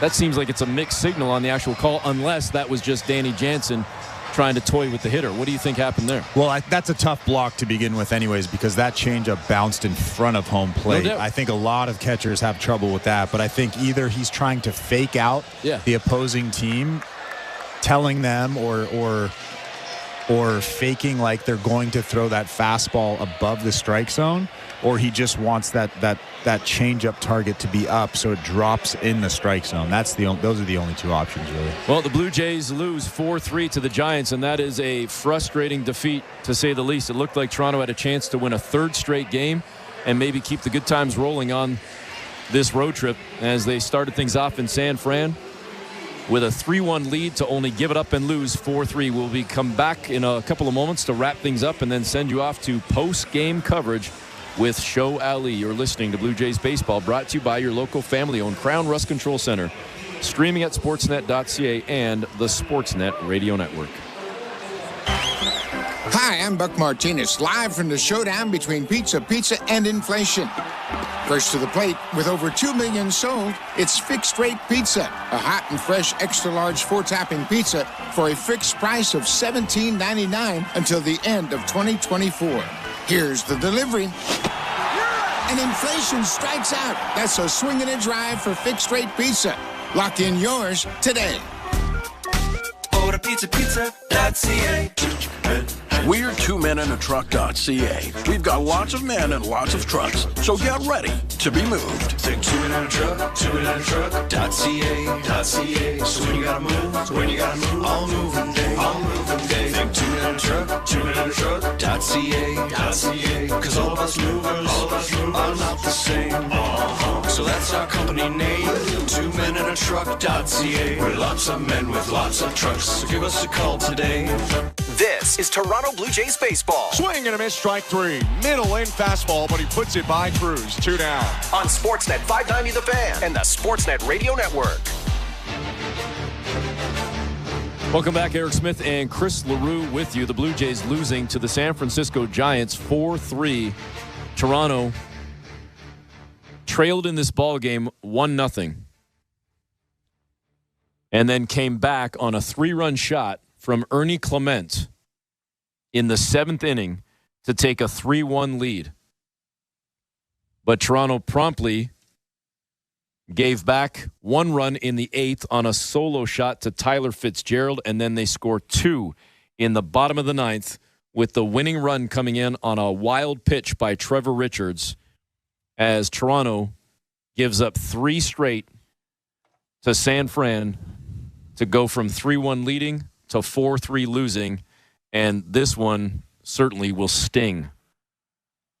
Yeah, this is a game that the Blue Jays won't soon forget. You can't just turn the page on this one. I hope John Schneider doesn't say that in his post-game media scrum. But Yusei Kikuchi today was incredible. I mean, 7 1/3 innings. He got into the 8th inning today. 6 hits, 2 earned runs, 13 strikeouts. And the most impressive thing to me, he walked 0. No walks in this ball game, but he struck out 13. He was just absolutely dominant. It's too bad that the Blue Jays couldn't hold on in the end. So tomorrow when the Jays get back at it, how quickly is the memory in a situation like this, Chris? I mean, that's the nature of the beast in 162 games. But games like this, you got to think they tend to stick with you a little bit more, or no? Like, how do you kind of block this one out and just kind of get on to the next one? Well, I would say that the majority of games in a long season like this, just like you said, those are the games where you turn the page, you wake up the next morning, and you kind of, unless you're the pitcher that gave up the run, that sticks with you for a couple days. But you turn the page, you wake up the next morning, and then you come to the field with a smile on your face. But I think that this game and games like this, games that are necessary to win, games you have to win, games you should win, those ones sting. These ones stick with you.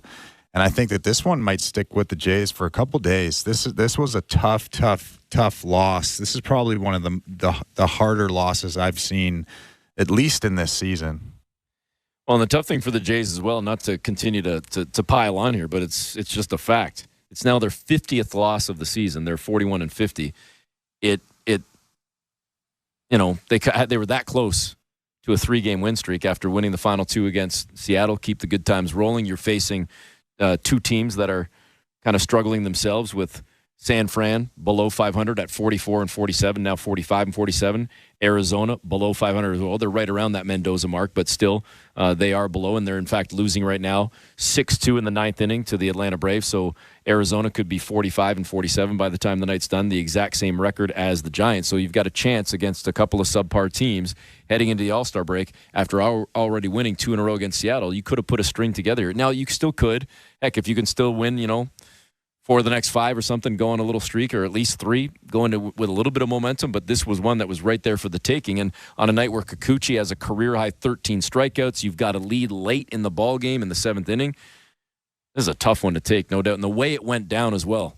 And you said it perfectly as a former pitcher yourself, just the approach from Richards, perhaps not the greatest in the last 2 at-bats of the game. Yeah, I think that the one thing that sticks out to me in this ball game, everything else was kind of noise to me, but the one thing that sticks out to me is that hit to Wisely in that 9th inning.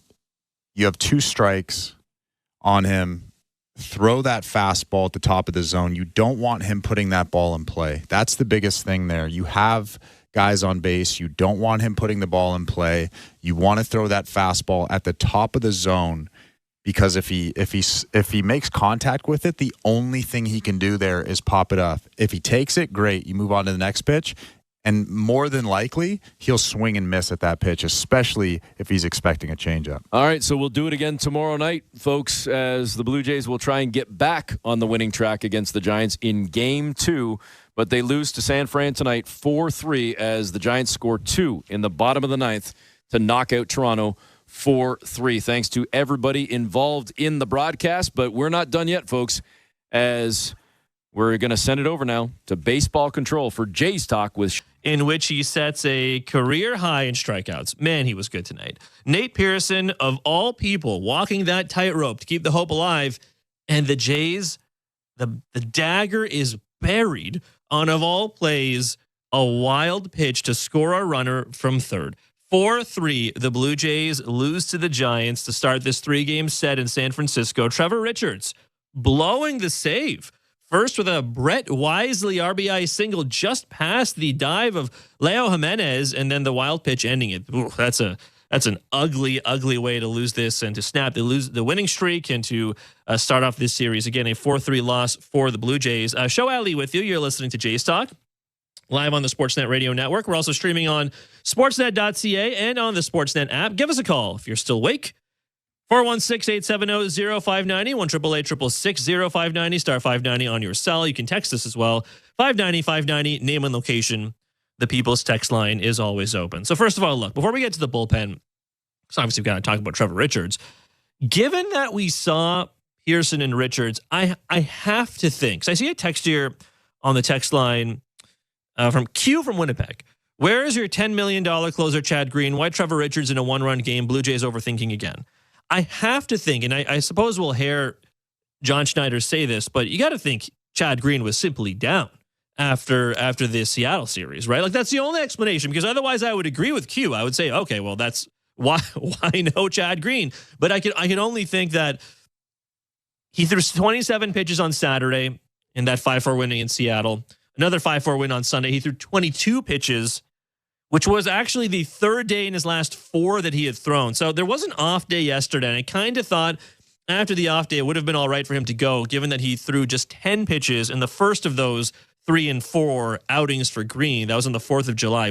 He pitched on the 4th, did not pitch on the 5th, pitched on the 6th and 7th, right? So I kind of thought it would have been okay, but that's got to be the only explanation. Like, we didn't even see him warm up. So that has got to be the explanation, that he just pitched a ton in the last couple of days, and even the off day wasn't enough to reset him necessarily. But that's brutal. I mean, otherwise, I think it's a valid question from Q. But if he's not available, then he's not available. That is what it is. But gosh, we saw Brandon Little warm up briefly. We ultimately got the other guy currently in the circle of trust, ? But that's Trevor Richards. The changeup looked pretty good, pretty phenomenal, I thought, early on. Locating pretty well. The fastball looked like it had some life, but gosh, he threw some really hittable pitches. Like, when he has better stuff in his arsenal to the guys that got on base, and to Tyler Fitzgerald, and I don't want to sound like I'm making excuses for him, because you guys know I'm a fan of Trevor Richards, but Tyler Fitzgerald comes on 2 outs at that point when he's up at the dish in the bottom of the 9th, and Fitzgerald was ultimately walked. Richards was ahead in the count 1-2 and throws a changeup right at the bottom of the zone, like right on the edge of the zone. And right at the bottom there, Malachi Moore had been calling it a strike all game long. He'd been calling that a strike on both sides. It was a little annoying, because I think there were some pitches that were way below the zone, including, I think we just seen 15, 20 minutes earlier, Bo Bichette get rung up on. That pitch was well below where Richards threw that pitch, and he got rung up. Clearly did not like it. I kind of agreed. Didn't think it was a strike. But his zone for the entire game was a little bit lower than that little digital strike box you see on TV. But he calls it a ball. I thought he had it there. I got to say, I thought Richards had just ended the game. I thought the game was over. He preserved a 3-2 win. He gets the save. Game over. He was called a ball. And ultimately, I suppose it doesn't matter. I guess it really doesn't matter. But that's a real tough way for it to end, given that to start that outing, I thought Richards looked all right. But that's just another another repudiation, another indictment, I suppose, of where the Blue Jays bullpen is right now. That you got to send Richards out in that situation and into save situations which he's not necessarily used to. You couldn't use Chad Green, so you basically have nobody else. That's a tough spot. 416-870-0590. 1-888-666-0590 *590 on your cell. Let's go to the phones. Let's go to Gary in Vancouver. Gary, what's up? Hi, Joe. I watched the whole game. I'm sorry that you did. I'm sorry that you did, Gary. Yeah, I'm sorry too. I'm a Blue Jays fan from way back. And if I was a Blue Jays fan right now, paying to see this, I don't care what you say. I don't care about the umpires. 13 strikeouts by Kikuchi. Completely wasted because our lovely manager doesn't bring. I don't care if the guy's throwing 30 pitches, but Chad Green should be the closer, and we blew it. And I tell you, I'm going to say this: you're going to be losing a lot of fans because we're not bad. We're awful. And it's the manager, it's the general manager. We need to clean house and get. And by the way, why wasn't Horwitz playing all the time? This kid can play, and I'm sorry, I could vent all day, but I'm fed up with watching with Schneider. Horwitz should have been playing We have this Jimenez playing. Are you kidding? Kiermaier's out there. Please, come on. Let's get with it. We're not running the ball, and we get 3 hits and 1 is a home run. That's not good enough, and we wasted a 13 strikeouts by Kikuchi. He should be. I guarantee that when he goes down and gets himself, has a shower, he's going to be pulling his hair out because he should. We deserve to lose. We deserved it. I'm sorry, I'm venting, but we deserve this. You can't lose this way, but we did. And don't tell me about the umpiring. It was bad on both sides. But sorry, but I like your show, by the way. Thank you. Thanks, Gary. Thanks for calling in. Fired up, Gary, tonight. Look, okay. So on the Horwitz, Kikuchi, I'm not by no means blaming it on the umpire. Just to be clear, like I just thought that's where the game probably should have ended. But ultimately, Richards did not execute after that because it's not like the guy didn't have chances to execute. He absolutely could have struck out another batter, got a ground ball. It's a thing he does pretty well, and then he did not do it, and then he spikes the pitch, and the game's over. Right? So like it's not ideal. So don't get me wrong. I'm not trying to excuse what Richards did. But I think you can also point out that the umpiring was like not great. You know what I mean? Ultimately, on Horwitz, he should have been in the lineup to start this game. I gotta say when I saw him not in the lineup when it came out, a couple hours before the game started on 7 Eastern, 7:30 Eastern. I didn't see Horwitz in there, and of course Blake Snell was on the mound, lefty, and all lefty matchup for Kikuchi Snell tonight, which you don't often see, I guess, especially for starting pitchers of their caliber. But I thought to myself, okay, I get in my head why they're not putting Spencer Horwitz in here because he's on the mound, it's Blake Snell. But have we not done this enough this year? Have we not largely seen enough from Horwitz? Like I know for the most part, he is generally speaking still quite young in terms of being a major leaguer. But I mean, you see him play and he just clearly gives the Jays the most mature ABs. Like probably right next to Vladdy. Honestly, maybe even more than Vladdy. Truly, like he probably does. Vladdy, IKF gives you a pretty mature AB. He's on the IL, so a little bit of a moot point, I suppose. But Spencer Horwitz, like if you believe this season is indeed lost, then should you not just be playing the young guys every single day? And sure, if like Ernie Clement struggles against lefties, then do you put him in there? Probably you shouldn't, right? I mean, it's a bad example because Ernie Clement hit a 3-run jack today. But my point being is if there are other guys who don't give you what Spencer Horwitz is giving you, then I could kind of understand playing the splits a little bit. But Horwitz, who by hook or by crook gets on base. It just doesn't. It's like that scene from Moneyball. It's like when I point at you, I want you to say, because he gets on base. That's Horwitz. He's like the guy. He's one of the guys from Moneyball. He always gets on base from one way or another. And we even saw him go against Framber Valdez. I've made this point a couple times on the postgame show, but wasn't expecting it. Gets on base against Valdez a whole bunch of times. Just let him play. Just let him get in there. Right? I actually know the Clement home run made it more moot, but seeing Horwitz